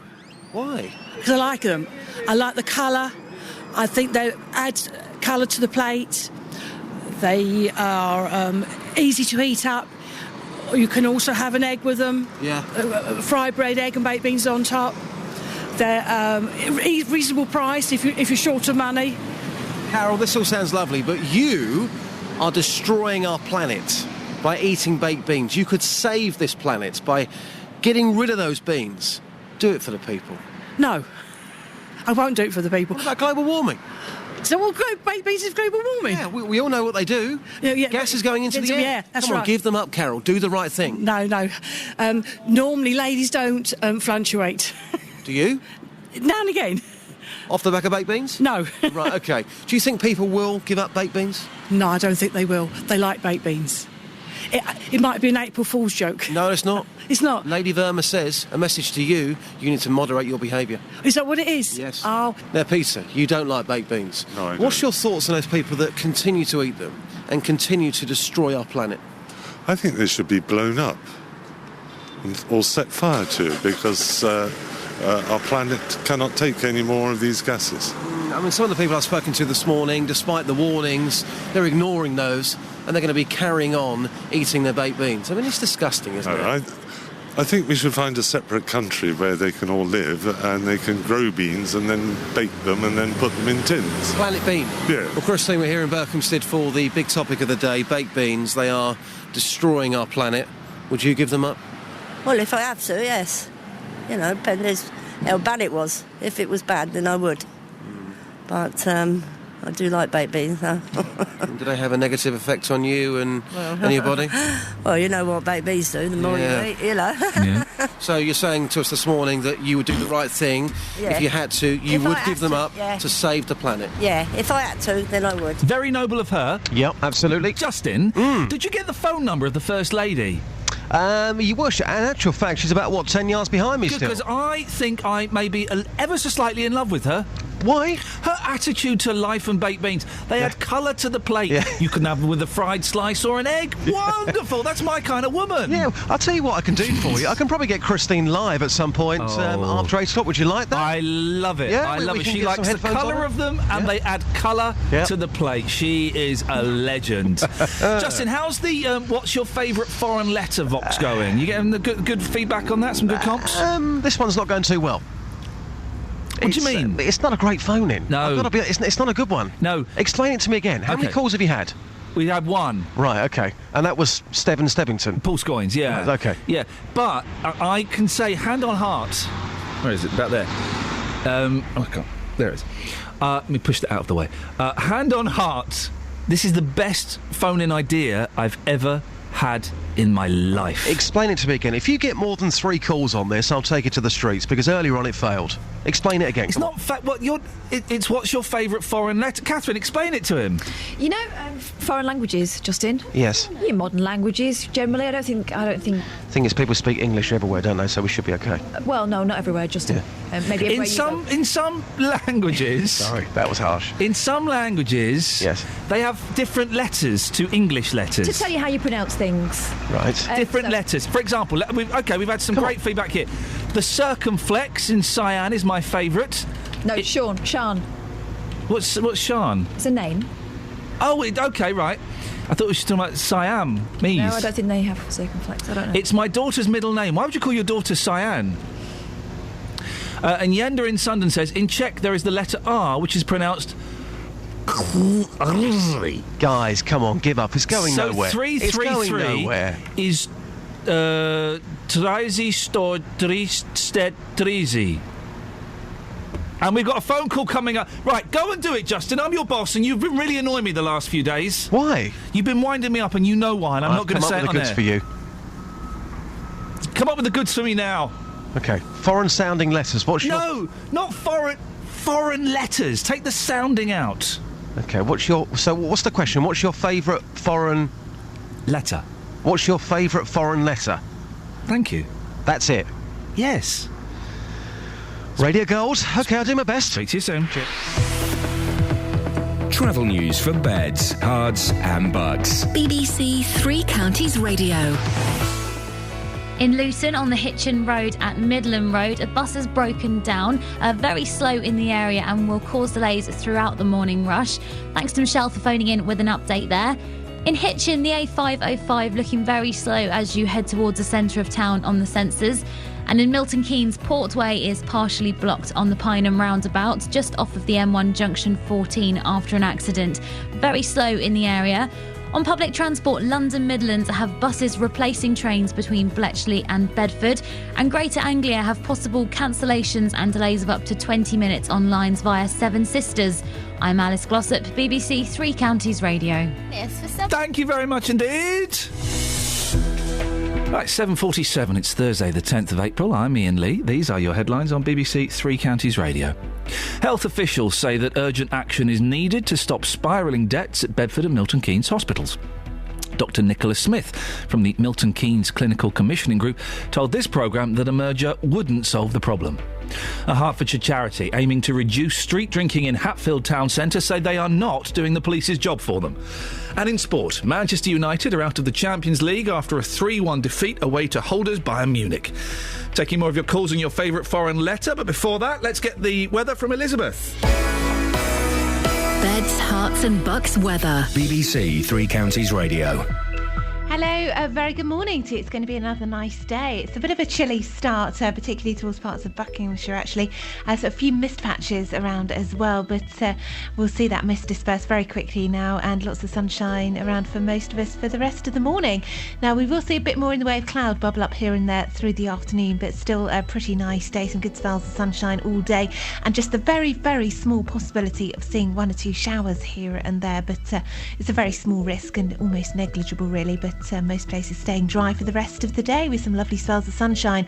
Just a light northwesterly wind and temperatures eventually up to 16 Celsius, 61 in Fahrenheit.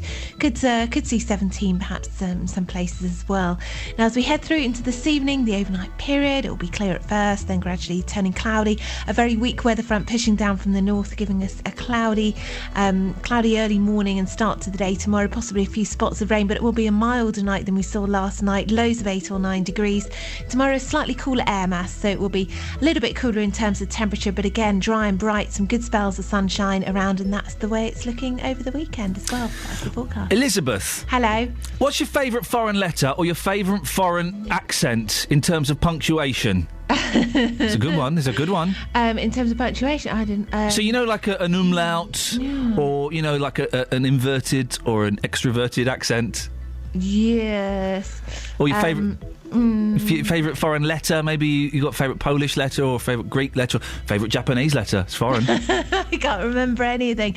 I would have to say, can I say the umlaut actually? Because I think it makes everything look a bit more sexy. Well, the umlaut is proving to be very, very popular, isn't it? Proving to be very popular. Elizabeth, thank you very much indeed.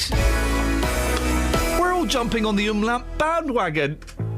BBC Three Counties Radio's big tour of beds, Herts and Bucks. The town is steeped in history. You've got Berkhamsted Castle within the town. Inviting everyone to where you live. A little gem within Hertfordshire, and it's as if it's been picked up from somewhere like the Cotswolds or something and dropped here. And all this week, we're featuring Berkhamsted. I love my town. I adore this town. If you've got a story everyone should hear about, let us tell them about it. I like St Peter's Church. It's lovely. lovely to go and sit in if you want to. Quaint little market town that's really lively and buzzy. The big tour of beds, hearts and bucks. Berkhamsted is a lovely place to live. BBC Three Counties Radio. This Berkhamsted is a right Bobby Dazzler, and I think 50 quid for it is a fair offer.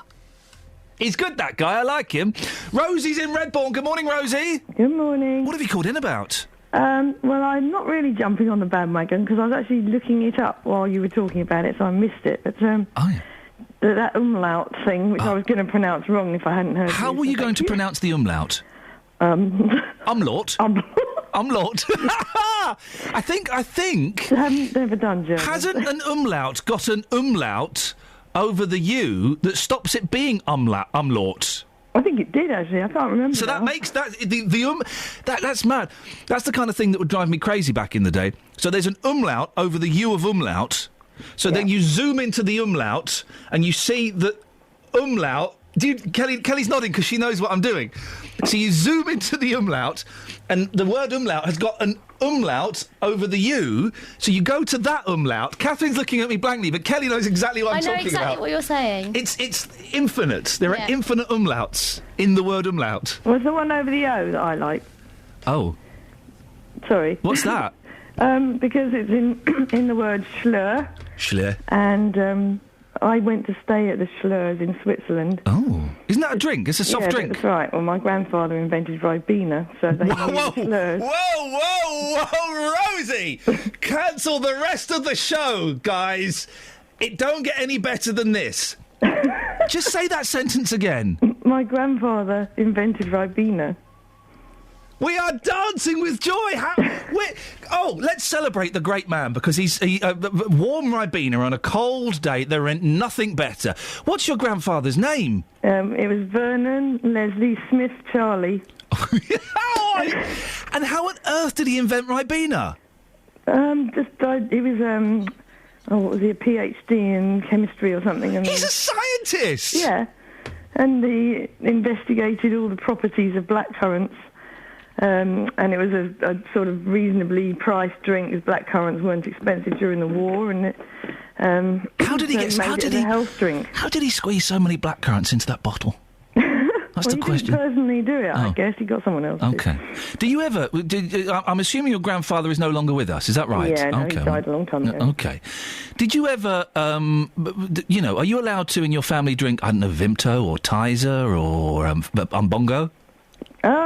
I don't know about allowed to, but I mean, my mum still drinks Ribena, but I think it's a bit expensive, personally. But, do you not get free Ribena for life? That's a genuine question. I would have thought if you were a descendant from the man that invented the stuff, those Ribena berries would be bringing that stuff round every week. Yeah, but unfortunately they sold out to Beecham's and then they sold out to someone else, and probably saying a load of names I shouldn't be, but...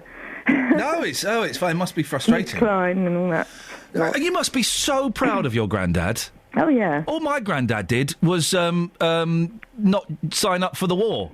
That was his proudest achievement, and get drunk on Saturday nights and sing "Who's Sorry Now." You must be really proud of your old man, of your granddad. Yeah, and if you Google him, it'll come up with Ribena. That's fantastic. That's the cool. Have you got kids yourself? Yes. Yeah. Do you? How old are they? 16 and 13. And are they aware of just how proud they should be of their heritage? I'm not sure. They did take, when they were younger, they did take a photograph of him in for show and tell. Oh, Rosie, do you know what? You've really made me smile. That's the best phone call I've had in such a long time. Oh, yeah, and you know the little berries in the advert? Yeah. With the glasses on? Yeah. We think that they modelled him on my granddad because he was bald and he had glasses. Right, hang on a second. I need to see what... Give me his name again. Vernon. Leslie. With an I-E. Yeah. Smith Charlie. I need to see what he looks like. Okay, let's have a little look. Doctor. Or it might just be Vernon Charlie.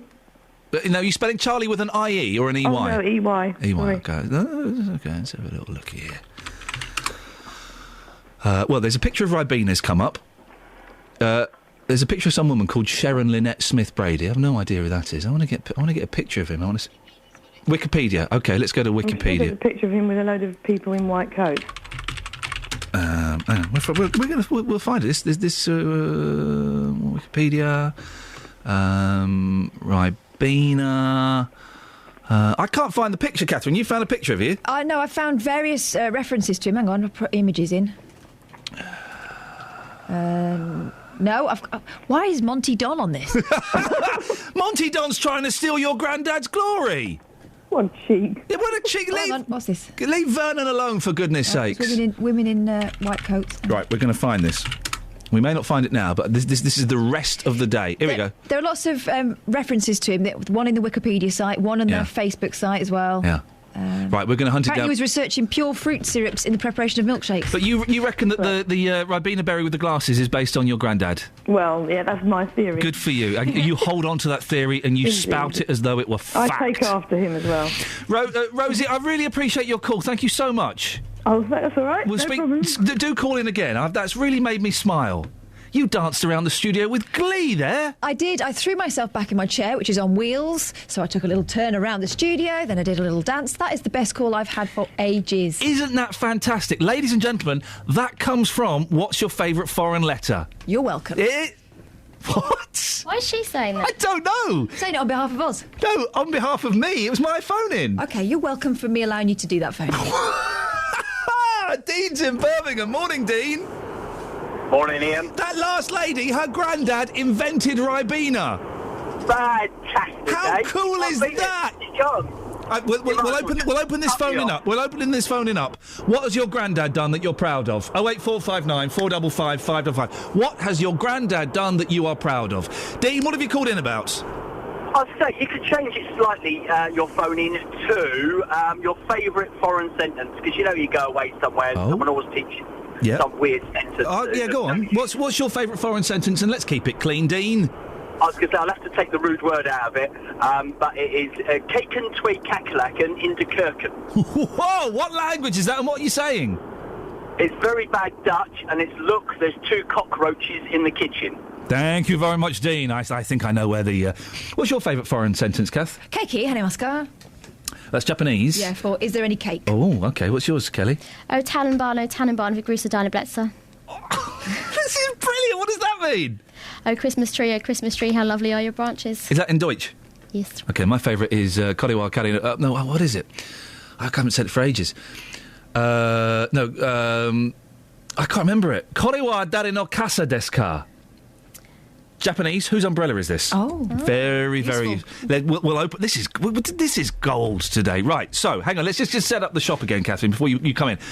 So, your favourite foreign letter, your favourite foreign accent, punctuation styling, your favourite foreign sentence, and what has your granddad done that you're proud of, Catherine? Great stuff. A ver si va a nevar.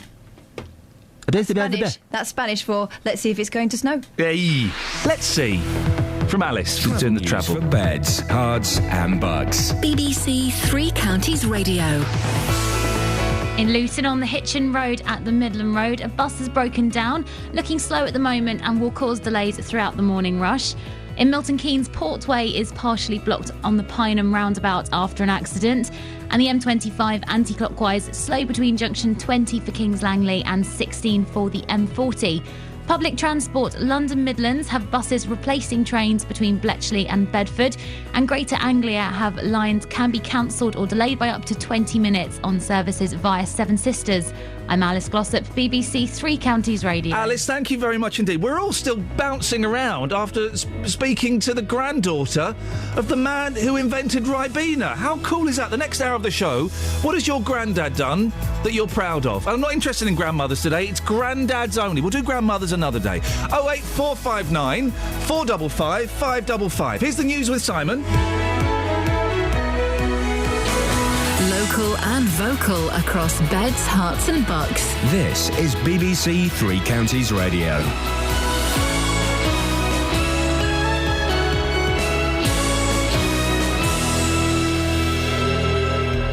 It's 8 o'clock. The headlines: merging Bedford and Milton Keynes hospitals not the answer. Helping Hatfield drinkers is charity, not policing. And government funding for Bedfordshire businesses. BBC Three Counties Radio. Health officials say urgent action is needed to stop spiralling debts at Bedford and Milton Keynes hospitals. A review of healthcare is currently underway following problems at the paediatric department in Bedford. Merging health services is thought to be one option, but Dr Nicholas Smith from the Milton Keynes Clinical Commissioning Group told this programme a merger wouldn't solve the problem. It may well be about what the hospital's working differently, because, I mean, we do work with Bedford Hospital in Milton Keynes, but also we work with other hospitals as well, for example, Oxford, Northampton, Stoke Mandeville. So patients go to lots of different hospitals. So simply merging with Bedford I don't think is going to solve the problem. It's about looking at very different models of care. A Hertfordshire charity aiming to reduce street drinking in Hatfield town centre say they're not doing the police's job for them. Resolve, based in Welwyn Garden City, will offer drinkers advice and help after £18,000 of funding from the county's Police and Crime Commissioner. Joe Heaney is from the charity. This project is not policing street drinkers. We will not be in any way involved in the legal side of whether or not they should or shouldn't be drinking. This is a project that is specifically targeted at helping people get off the streets and into treatment. The police will be doing the policing, and Resolve will be looking to support people as best we can. Police have charged a fifth man in connection with a shooting in Leicester Road in Luton in May last year. 31-year-old Mahbub Beg of Overston Road in the town has been charged with conspiracy to murder Atif Ali. 4 other men have also been charged with conspiracy to murder and are currently awaiting trial. A motorcyclist has been killed in a crash in High Wycombe. His bike was in collision with a van on London Road at around 10 o'clock yesterday morning. The 45-year-old was pronounced dead at the scene. Marks & Spencer has revealed another quarter of falling sales in its non-food division, but there are signs of an upturn in the business with better sales in its clothing departments. 2 Bedfordshire businesses are to share £6 million in government funding to help create new jobs. The Regional Growth Fund grants have been awarded to the car technology companies Hayward Tyler in Luton and Millbrook Proving Ground. The Deputy Prime Minister, Nick Clegg, says the grants will help the local economy. Well, the main benefit, of course, is 700 jobs in the east of England, which will be protected or created because of the £6 million that we're providing through the Regional Growth Fund to 2 projects in the region. They, in turn, of course, are putting much more money from the private sector, £40 million, into the local economy. In sport, Manchester United are out of the Champions League after a 3-1 defeat. Away to holders Bayern Munich saw them lose 4-2 on aggregate. The weather: sunny spells this morning, but cloudy later with a chance of showers. A maximum temperature 16 degrees Celsius. And you can get the latest news and sport online at bbc.co.uk/3 counties. BBC Three Counties Radio's big tour of beds, hearts and bucks. We started coming here because of the wrecks and the films, and we just fell in love with the town. All this week, we're featuring Berkhamsted. It's a little gem within Hertfordshire, and it's as if it's been picked up from somewhere like the Cotswolds or something and dropped here. It's all about where you live. It's got a great community feel, and there's always something going on, lots of things to do. The Big Tour. BBC Three Counties Radio. Man, this show is just crackling with energy and, dare I say it, genius. Not from me, dear listener, from you. We'll be talking about boozing in the streets. We'll be talking about Milton Keynes and Bedford Hospital. But for the next hour, we'll also be talking about your favourite foreign letter, your favourite foreign sentence. And after speaking to Rosie, whose grandfather invented Ribena, what has your granddad done that you're proud of? It doesn't have to be as world-changing as inventing one of the best drinks ever. It could be something tiny, but give us a call, let us know. 08 459 455 555. Across beds, hearts and bucks. This is BBC Three Counties Radio. Oh. Do I report this? If one of my team, Catherine, is not doing their job properly, do I report it to you or do I report it to the lady boss? Well, I think we first of all air it, don't we? Okay, yeah. We've had a text from Biggers in Hemel. Oh, Biggers. Hey, Biggers! Big up the Biggers! We spoke to Justin a little while ago and there was someone beeping in the background. Yeah. Turns out it was Biggers. Well, it sounded like Biggers. Biggers said, it was me that just beeped Justin in Burco. He was sitting around doing nothing. Well, because your licence fee is paying for Justin to sit around doing nothing. And that is unacceptable. You've got every right to go up and give him a dead arm. Do you want to pass that on to you can pass it on to the authorities? I've got your number. Excellent. Sent. Thank you for that. Thank you. If you do see any... this is... they're just pouring out of me today. We'll have a Justin watch tomorrow, and I want people... J-watch. Yeah, we're on a J-watch tomorrow. I want people to phone in when they spot Justin Dealey, and if they spot him having a fag, sitting around having a cough, just doing nothing... Let us know. Yeah, we'll need out to know him. what's going on. We'll out him. It's not good enough. Leslie in Watford says, my favourite letter is Omega. It's just so bulbously round when written and satisfying when spoken. It's lovely. She's right. Omega. Omega. Omega. Omega. Omega. Omega. Okay. Omega. 08459 455 555 is the phone number. Now, health bosses say that more collaboration is needed between services across Bedfordshire and Milton Keynes to avert a major financial crisis. Dr Nicholas Smith from the Clinical Commissioning Group told us earlier a merger between Bedford and Milton Keynes hospitals would not solve the problem, but more collaboration is needed to stop them running up a combined debt of £100 million within the next few years. The call comes midway into a report from the Bedfordshire and Milton Keynes Healthcare Review, which was prompted initially by the problems in the paediatric department at Bedford Hospital. Well, Brian Woodrow chairs Bedford Hospital's charity. Morning, Brian. Good morning to you. No merger, but more collaboration. I'm not quite sure how much difference there is between the two. What's your take on that? Well, it sounds to me as if that is a better option. I do believe that in some cases there will have to be collaboration because medicine is moving forward so fast and there is so much more specialisation that you can't do everything in every hospital. On the other hand, we need to have all the essentials still here, both in Bedford and in Milton Keynes. And having been involved in raising, £7 million for Bedford Hospital over the last 20-odd years, I know there is massive support for our hospital in the local community. Support isn't enough, though, is it? If these hospitals are losing, we're hearing figures of £100 million combined, something has to change. Do you think that maybe privatisation of services could be a way forward? Well, I don't think privatisation. I think centralisation of some services. Certainly, it has happened with some services already. In that, I think a lot of our ENT services are now dealt with. The surgery is mostly dealt with in Milton Keynes, I believe, and similarly with the oral maxillofacial. That a lot of that is done. That is mostly done in Luton and Dunstable. I think that is probably the way forward. But the essential thing is that we do not lose the things that are essential and where time is of the essence. So you mean the A&E department and the maternity units? A&E, stroke, those sort of services. I think it's absolutely critical that you have them local because I've seen people talking about you coordinate in London or you can coordinate in Birmingham, but their hospitals are close together. Here, there's quite a distance. You've got to drive half an hour or so. Does this report worry you, Brian? It actually, the fact that they've said collaboration rather than merger probably worries me a little bit less, but I still am, I am very concerned, because I have invested probably 26 years of my life to actually supporting Bedford Hospital, and I have to say, if it wasn't for Bedford Hospital, I would be dead. Gosh. Bedford Hospital saved my life 3 years ago. How did you quickly tell us how it did that? Well, I had to have an operation in London for what's called, and I went to London privately to a top London private hospital. Operation went wrong. I had kidney cancer. And I was in Bedford Hospital 3 days later, and if it wasn't for Mr. Sharma and his team, I would not be here. OK, I can see why you've got a strong personal connection with that. And also, I have to say that they were largely responsible for getting my wife through major cancer 15 years ago. Well, good for them. And, Brian, good for you for all the money you've raised. To say, Bedford Hospital is excuse my French, is a very, very good hospital.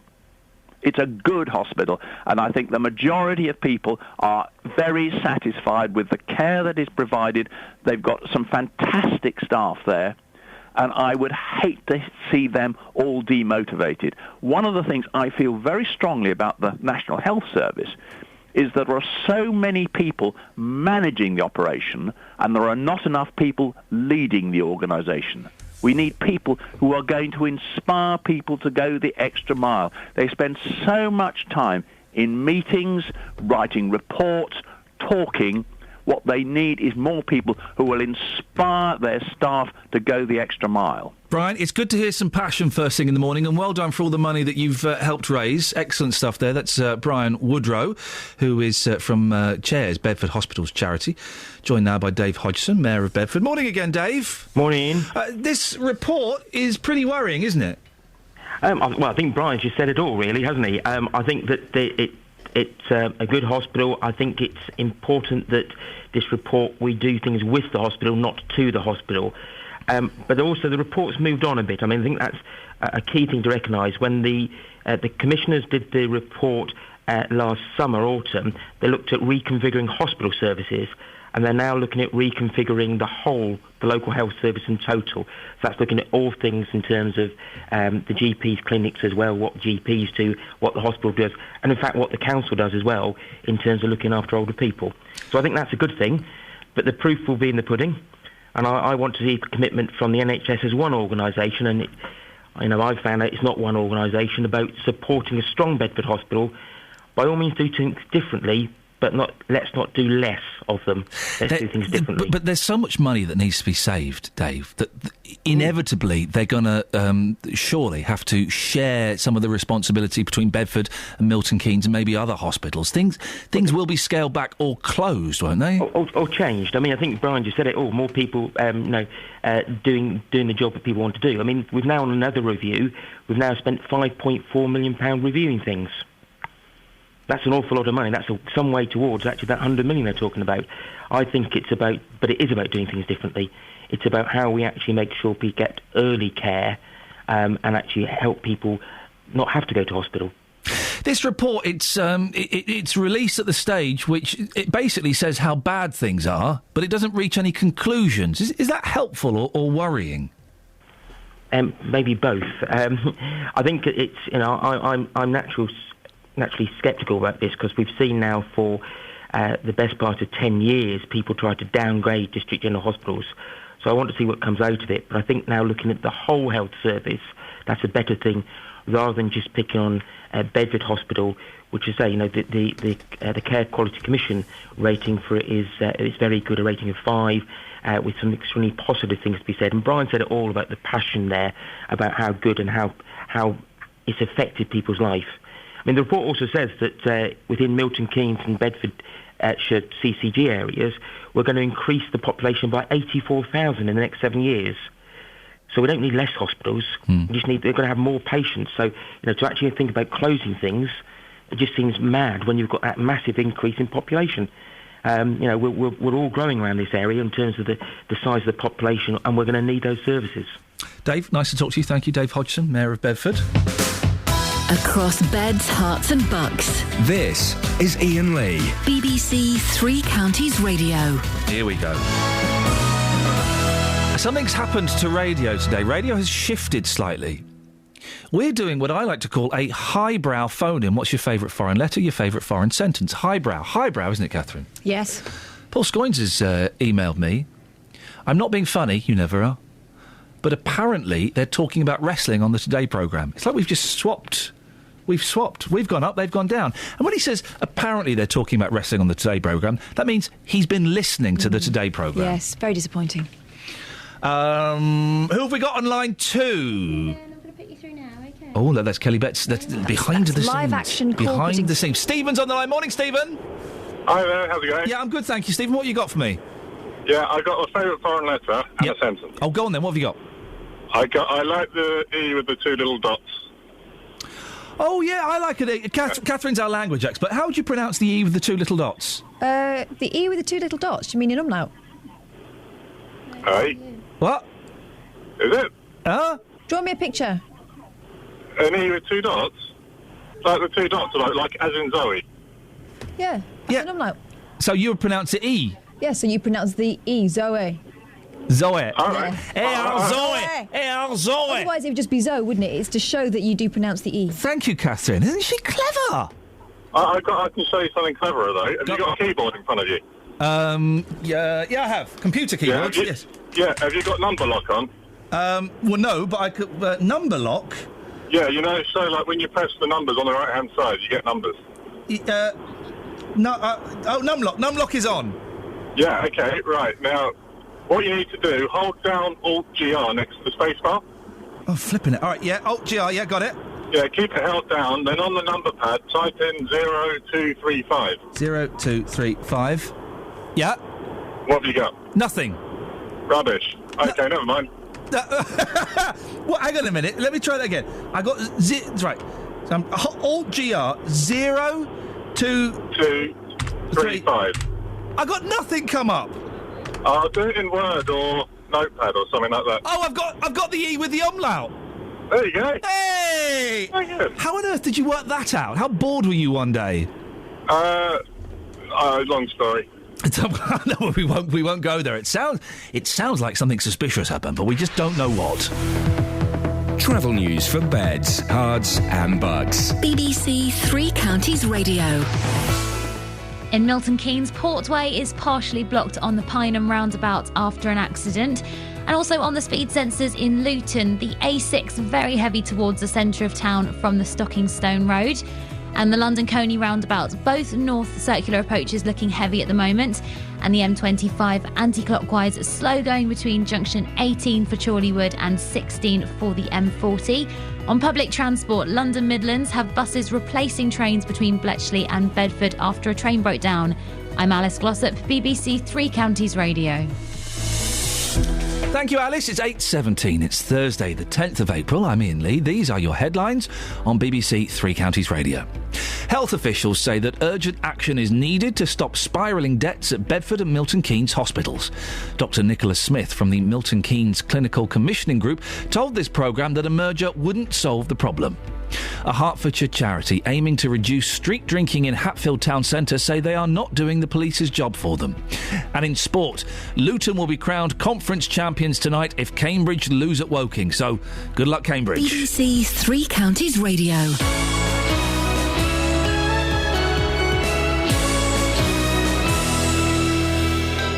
Nick Coffer on BBC Three Counties Radio. How about a bit of murder and death, particularly local murder and death from the 19th century? I mean, one of the crimes in the book, I think there's a potential there for miscarriage of justice. Here until 3 o'clock this afternoon. More great music to come in the next 2.5 hours. Every once in a while, I like a little bit of epic on this programme. Nick Coffer. Today, I'm just outside of Aylesbury at Stoke Mandeville. I'm at Hula, which is an animal rescue centre in the paediatrics ward of the L&D Hospital. I'm in St Albans. Nick Coffer, weekdays from 12 on BBC Three Counties Radio. Jazz hands.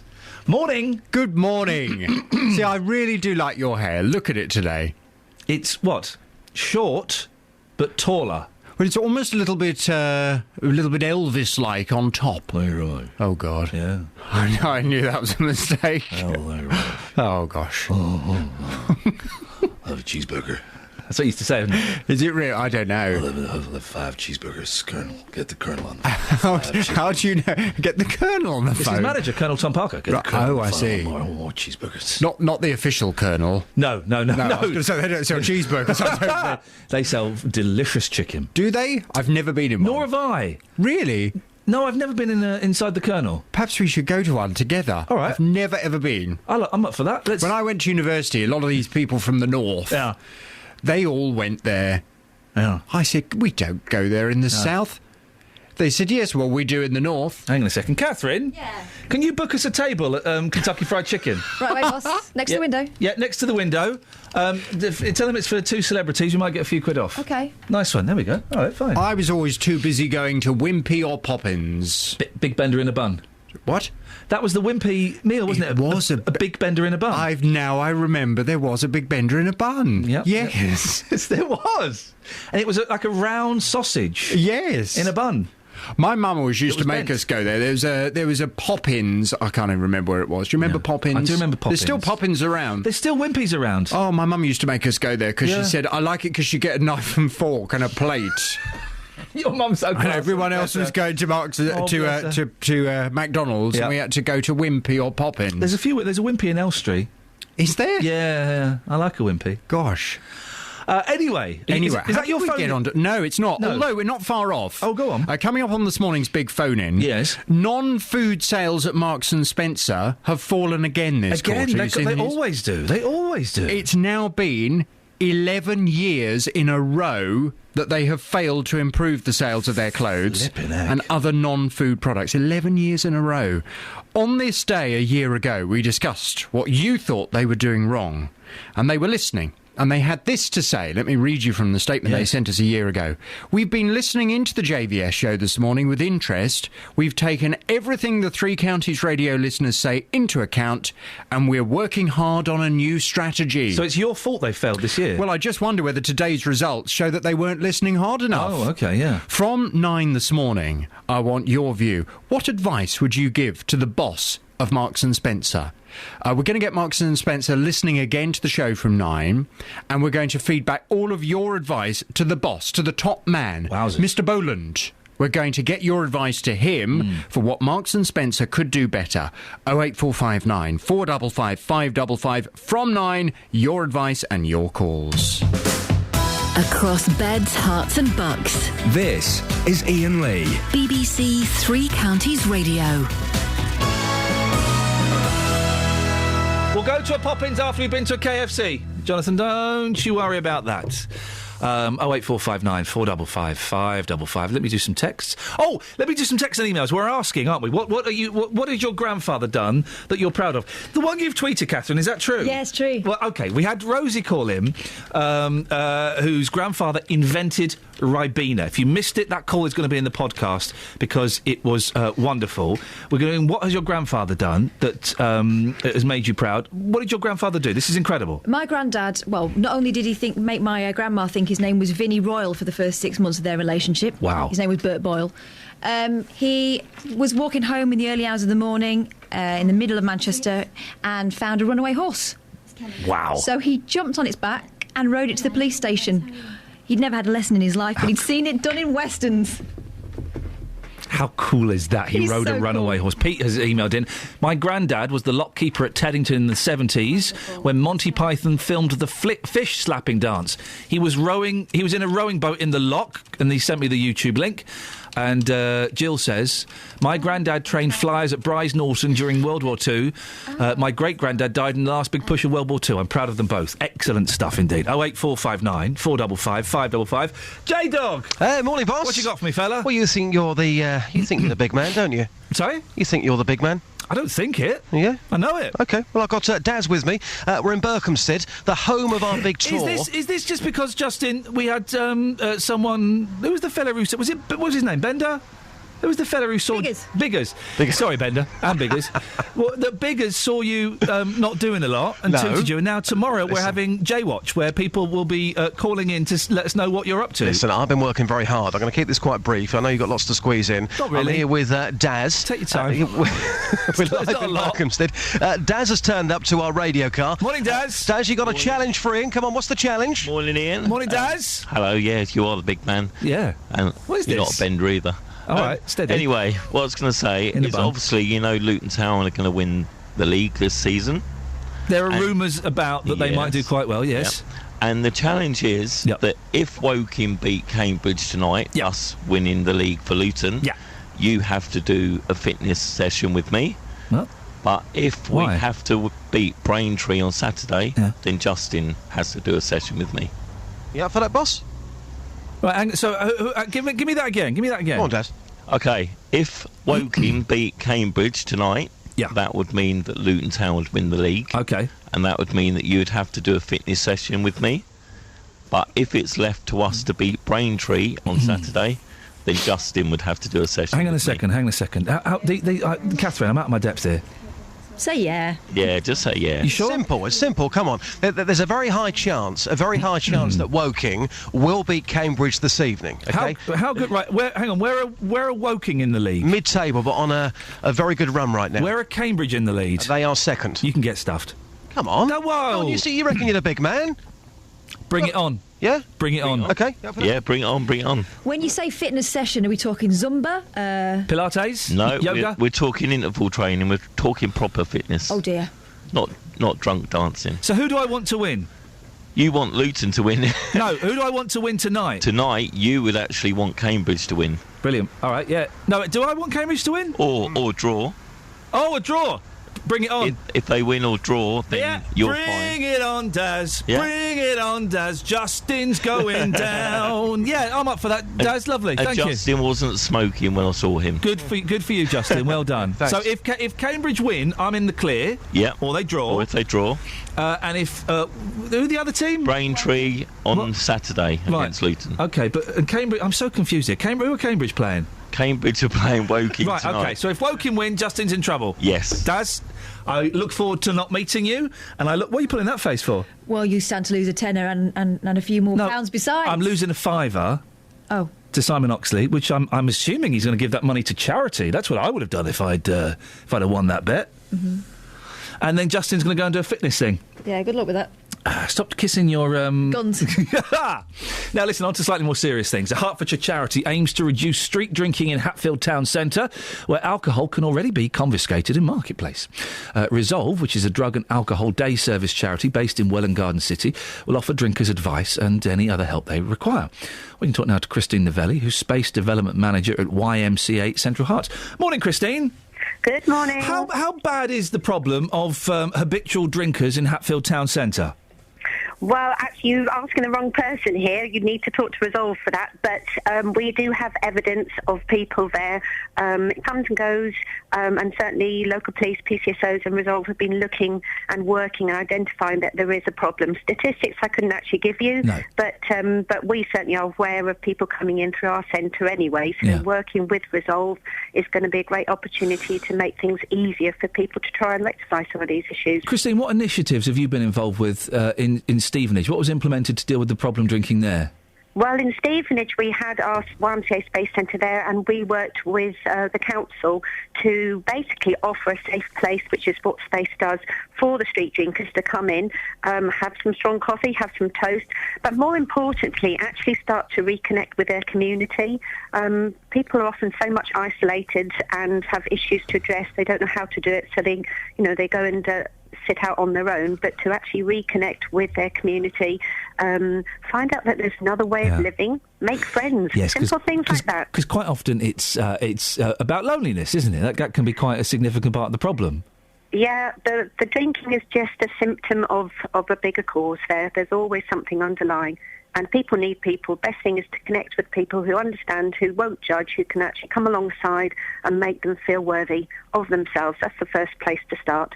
And what support is the YMCA, what's the involvement of the YMCA in Hatfield? So what we're doing is we are offering the first port of call, essentially, for the outreach workers to once they've connected with people who are street drinking, to come back to the centre, come and have a cup of tea, cup of coffee, somewhere to sit, somewhere to talk, somewhere to see other people, and just really get connected in the community.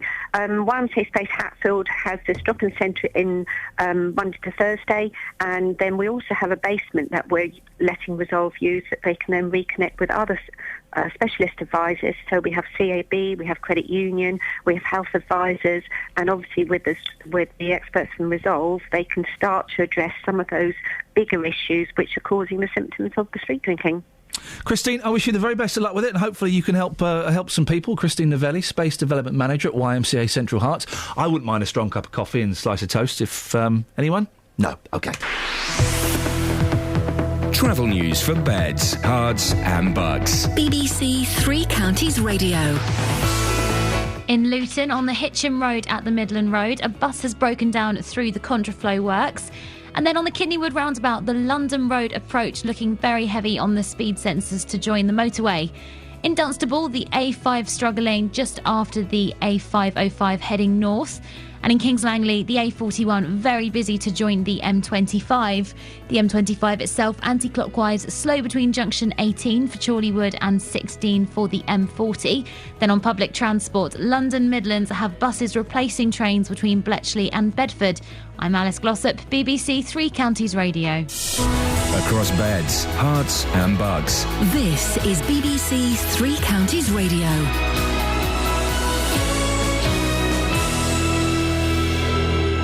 It's 8:30. I'm Simon Oxley. Health officials say that urgent action is needed to stop spiralling debts at Bedford and Milton Keynes hospitals.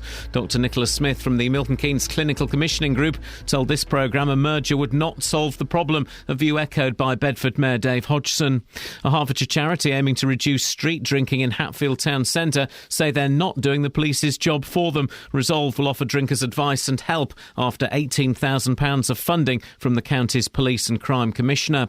And two Bedfordshire businesses are to share £6 million in government funding to help create new jobs. The Business Secretary Vince Cable is visiting one of the recipients, Millbrook Proving Ground, this morning. Three Counties Sports. BBC Three Counties Radio. Manchester United are out of the Champions League after a 3-1 defeat away to holders Bayern Munich. David Moyes' team lost 4-2 on aggregate, not helped by Wayne Rooney struggling with injury. I was concerned that he hadn't trained all week and that, he'd taken an injection. I thought at times tonight it looked as if, he was having a struggle striking the ball on a couple of occasions.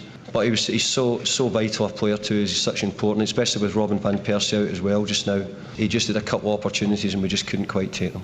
Barcelona are also out after losing 1-0 at Atletico Madrid and 2-1 overall. So Chelsea are joined in tomorrow's semi-final draw by Bayern Munich, Atletico Madrid and Real Madrid. Luton will be crowned conference champions tonight if Cambridge lose at Woking. If Cambridge win or draw, the Hatters will have a chance to confirm their return to the Football League at home to Braintree on Saturday lunchtime. Striker Mark Cullen is concentrating on that. All we can concentrate is our next game, which is Saturday. It doesn't really bother me what happens on Thursday. It's not in my hands, so I just concentrate for Saturday. Everyone's just focusing on getting the job finished. We've worked really hard all season to get into this position, and now we just need to finish it off. And the US Masters Golf, the first major of the year, starts later at Augusta. With Tiger Woods missing, Rory McIlroy's the bookies' favourite, but Woburn's Ian Poulter says it's wide open. You do look at the guys that have played it an awful lot to see some of the experience that you would expect, to play this golf course well. But, there's an awful lot of rookies that are playing this year, which are great golfers that have won golf tournaments, and, it wouldn't surprise you to see them on the leaderboard. BBC Three Counties News and Sports. The next full bulletin is at 9. Right, Simon, I need some help here. Mm-hmm. Hang on, Justin, are you there? Justin's coming. We'll get Justin in a second. I wasn't really listening to his piece just a minute ago. I never do. And I realise I may have got myself in a tricky situation. Right. Okay. So. We're still not definite. Like you £5 yet. That's not yet. No, not yet. And in a couple of days, probably, or maybe tomorrow morning. Possibly. But Cambridge are playing tonight. Yeah. Who are they playing? They're away at Woking. Right. Okay. And who's going to win that game? Well, Cambridge should, given league positions, but Woking are certainly capable of beating them, and have got a former Luton striker playing up front. All these things, sometimes there's a story there, isn't there? Former Luton striker helps his old team, all that sort of thing. But Woking did play on Tuesday, so they might be quite tired. They'll be tired. Whereas Cambridge didn't, so they'll be fresh and eager and hungry. Because if Cambridge win, I haven't got to do some stupid fitness intervals thing. I don't even know what that means. It sounds like a piece of cake. But if Woking win, then hang on, I'm confused. So if Woking win, then Luton are champions, and you've got to sweat a bit. And if Cambridge win or draw, then it's still not in the balance. It's tilted quite a lot in Luton's favour, but you get away with it. Okay. And if I have to do the fitness thing, would you want to come down and join me, Simon? Well, I would, but I think I'm busy that day. Yeah, nice one, mate. Thanks a lot. Across beds, hearts and bucks. This is guys. Iain Lee. BBC Three Counties Radio. I'm actually feeling pretty comf, Just. Are you? Yeah, I'm feeling pretty comf. On fantastic form right now. They even beat Luton Town the other week. What was it? Luton Town were undefeated in 27 games. Woking came to Kenilworth Road and they beat the Hatters. So, hey, listen, bad boy, you're going to be in that gym. Well, no, the thing is, as you probably know, Woking played on Tuesday. So they did, yes. For them to play again tonight, we all know footballers can only manage one game of football a week. I think you're missing one key word. Yes. Momentum. Yeah. Momentum. Now, we've been talking about foreign letters, yes, foreign sentences, yes, and accents, and this has actually proved to be, Justin, a pretty good phone-in. We've already had Rosie calling in to talk about it. Her granddad invented Ribena. You see, that is a fantastic phone. Yes, yeah, that's a great one, that one. But the foreign language phone-in, no chance. It's rubbish. Absolute rubbish. Well, no, we've had lots of phone calls about it, mate, so it's not rubbish. No. Well, you've been out and you've been getting people to give us their favourite foreign letters and their favourite foreign accent in terms of punctuation. Mm-hmm. How did it go? Not very well. Here's what happened. I'm here with Celia. You're from Brazil, correct? Yes. Oh, and you're here in Berkhamsted. As lovely as this town may be, you must be missing the beach. Where's the beach here in Berkhamsted? Oh, no beach in Berkhamsted. Do you miss the beach? I miss the beach, Yeah, I bet you do. Iain this morning wants to know, what's your favourite punctuation, accent or letter? How to say?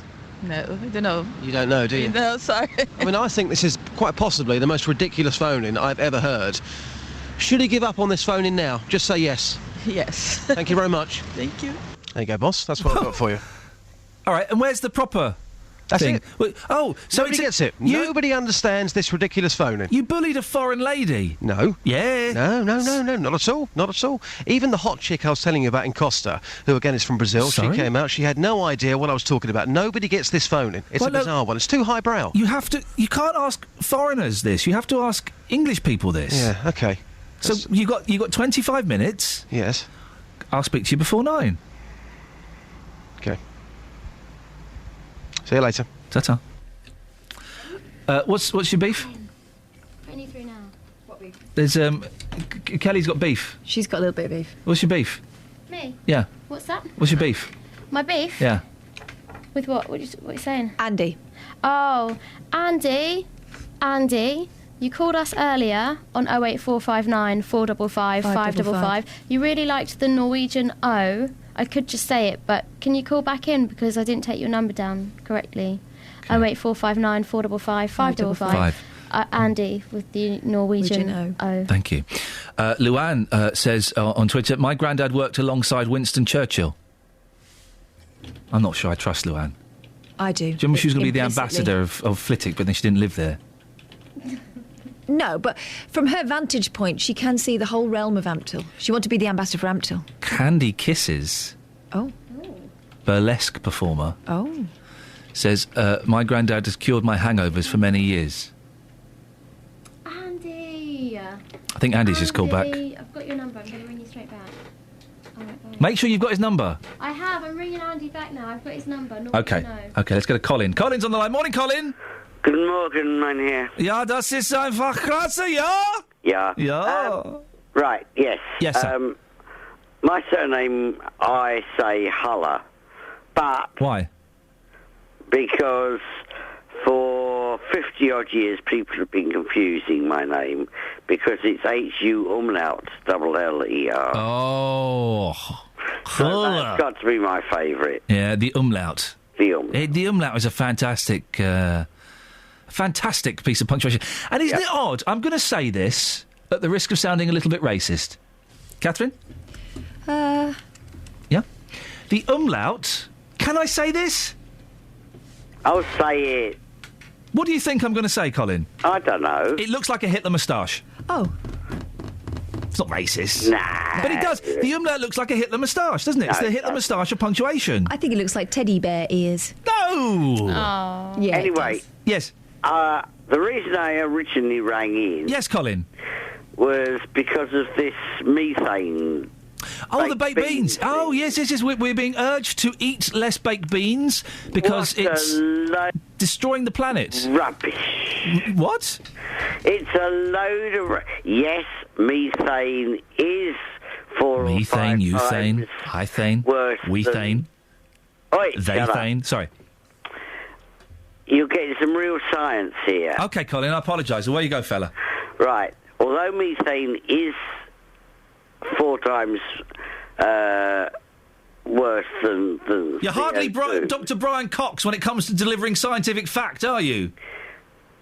No, my name isn't Brian Cox. No, I know.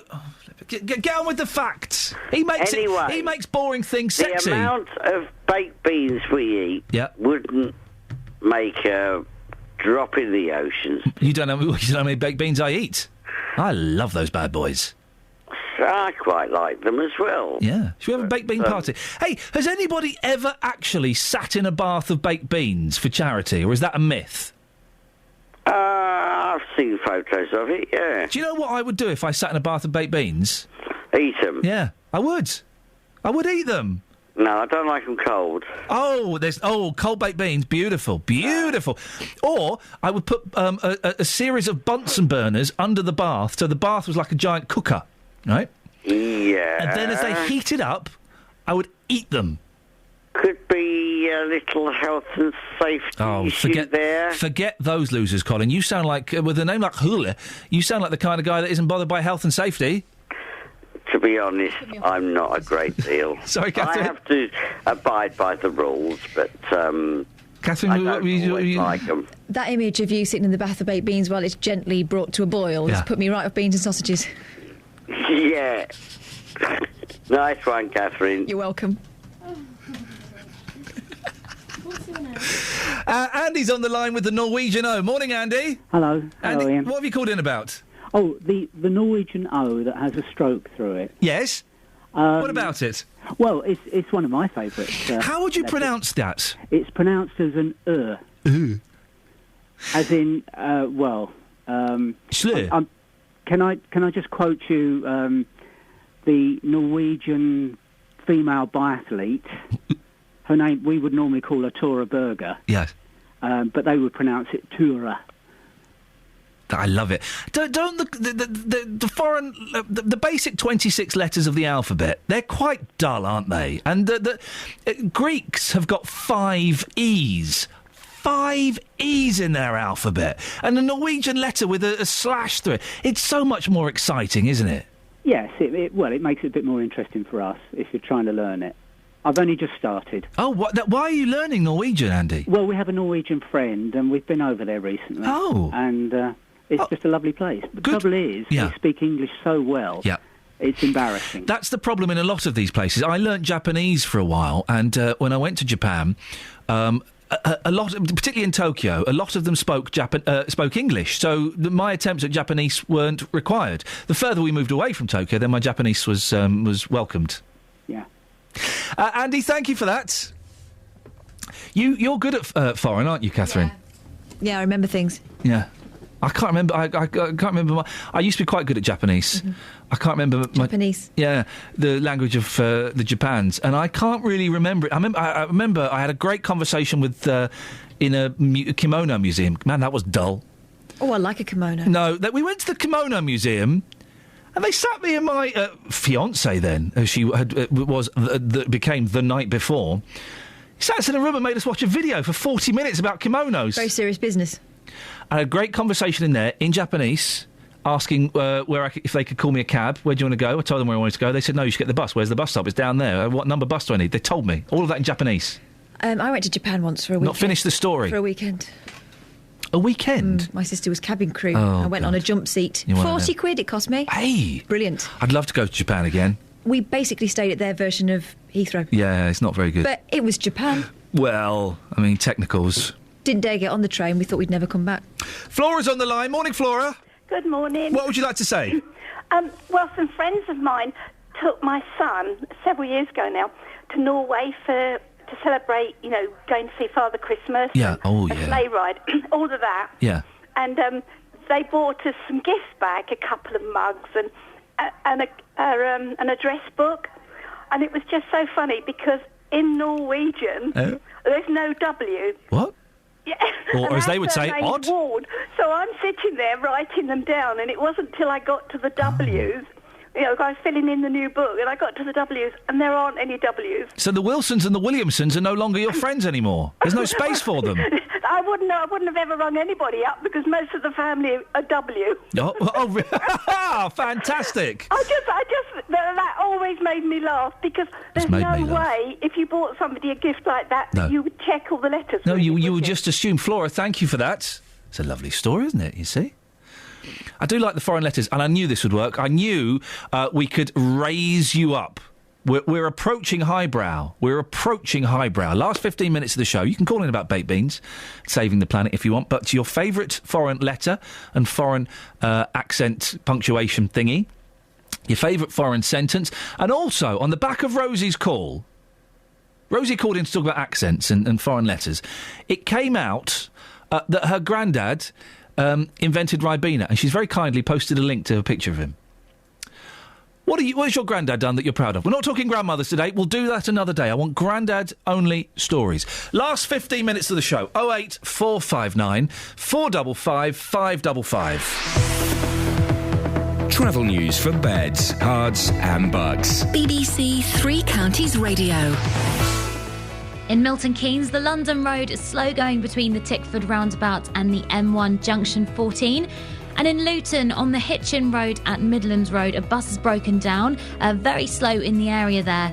Also in Cheshunt, on the speed sensors, the A10 southbound, heavy as you approach Waltham Cross. Then the M25 anti-clockwise, slow between junction 18 for Chorleywood and 16 for the M40. Public transport, London Midlands have buses replacing trains between Bletchley and Bedford. I'm Alice Glossop, BBC Three Counties Radio. Alice, thank you very much. Do stay listening. Kelly Betts has just told me the most charming story about her granddad. We'll do that in a second. It's 8:46. It's Thursday, the 10th of April. I'm Iain Lee. These are your headlines on BBC Three Counties Radio. Health officials say that urgent action is needed to stop spiralling debts at Bedford and Milton Keynes hospitals.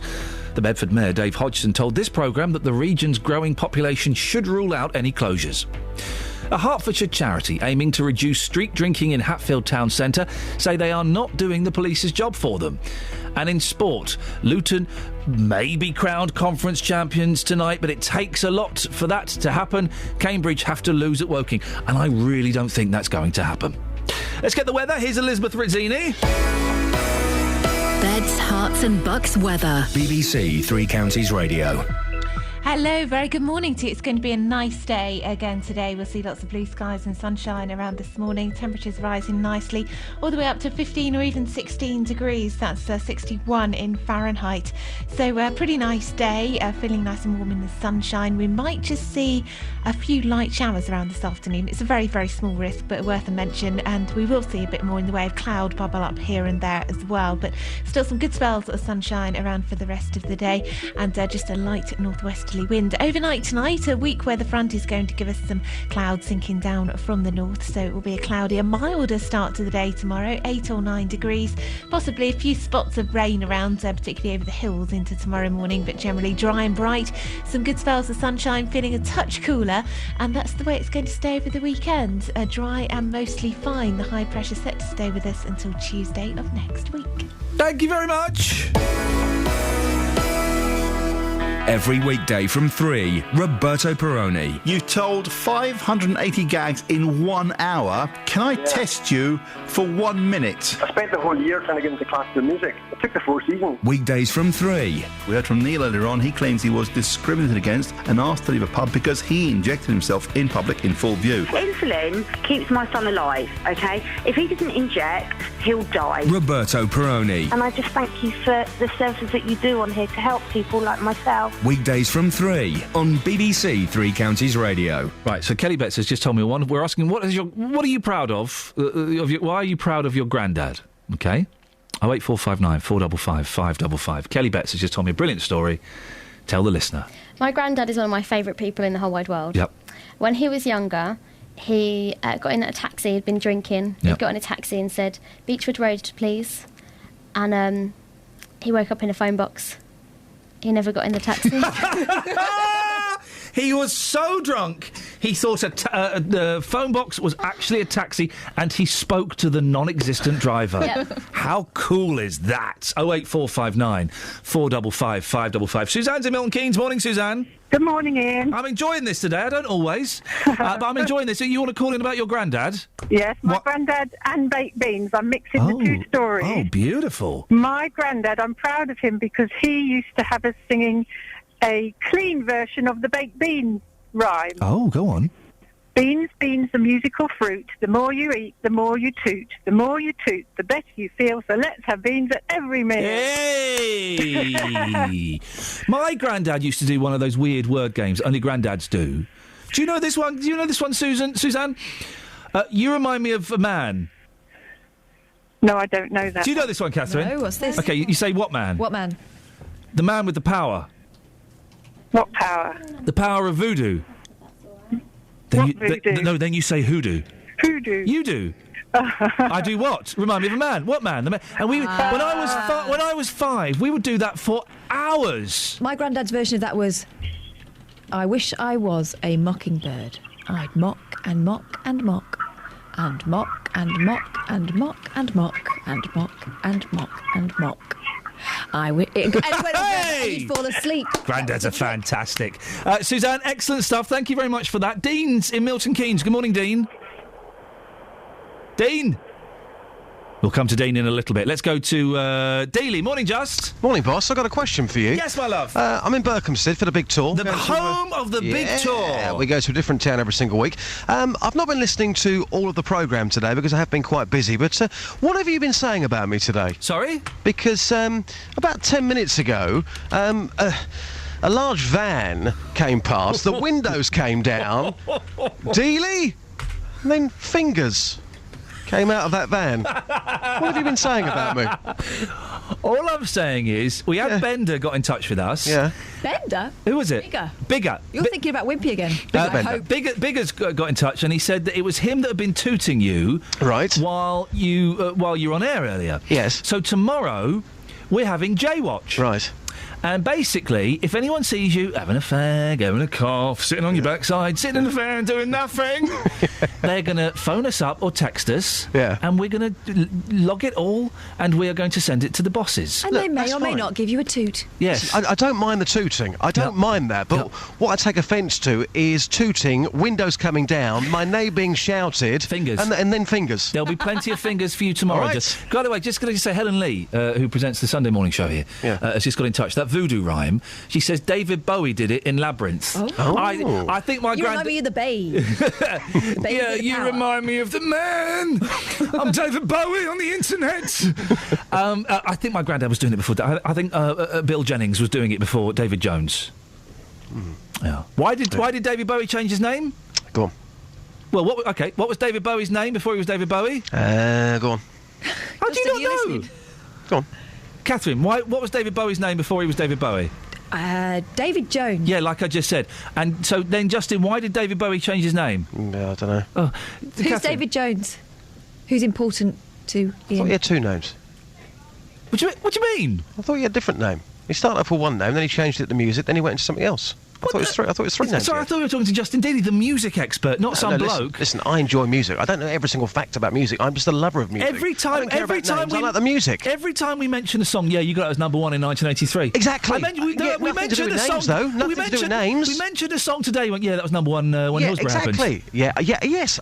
I know musical stats, but I don't care about names. I just enjoy the music. David Bowie was called David Jones. Yeah, not David Jones. He released some records under the name Davy Jones. Right. Davy or David? Both. Right, exactly. Three names then for David Bowie. Davy and David are not different names. Technically they are. He changed it because of the monkeys.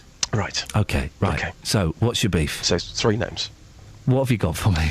You've been talking about this ridiculous phone-in today. What's your favourite punctuation, accent or letter? It's good, isn't it? Well, not really.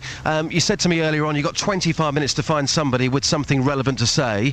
I think I've just about cracked this one. I never let you down. Well, here's what's happened in the last 5 minutes. Well, Peter, we're still here in Berkhamsted for the big tour. Before we talk about Ian's weird phone-in, what's so great about Berkhamsted? It's full of old people, nearly dead people. Come on. 13 nail bars, 14 frock shops, and 27 estate agents. It's a glowing reference. So, back to Ian's weird phone-in today. What's your favourite punctuation, accent or letter? Let's go for letter. The letter C, but pronounced in Italian, ch. What do you like about that so much? Very good.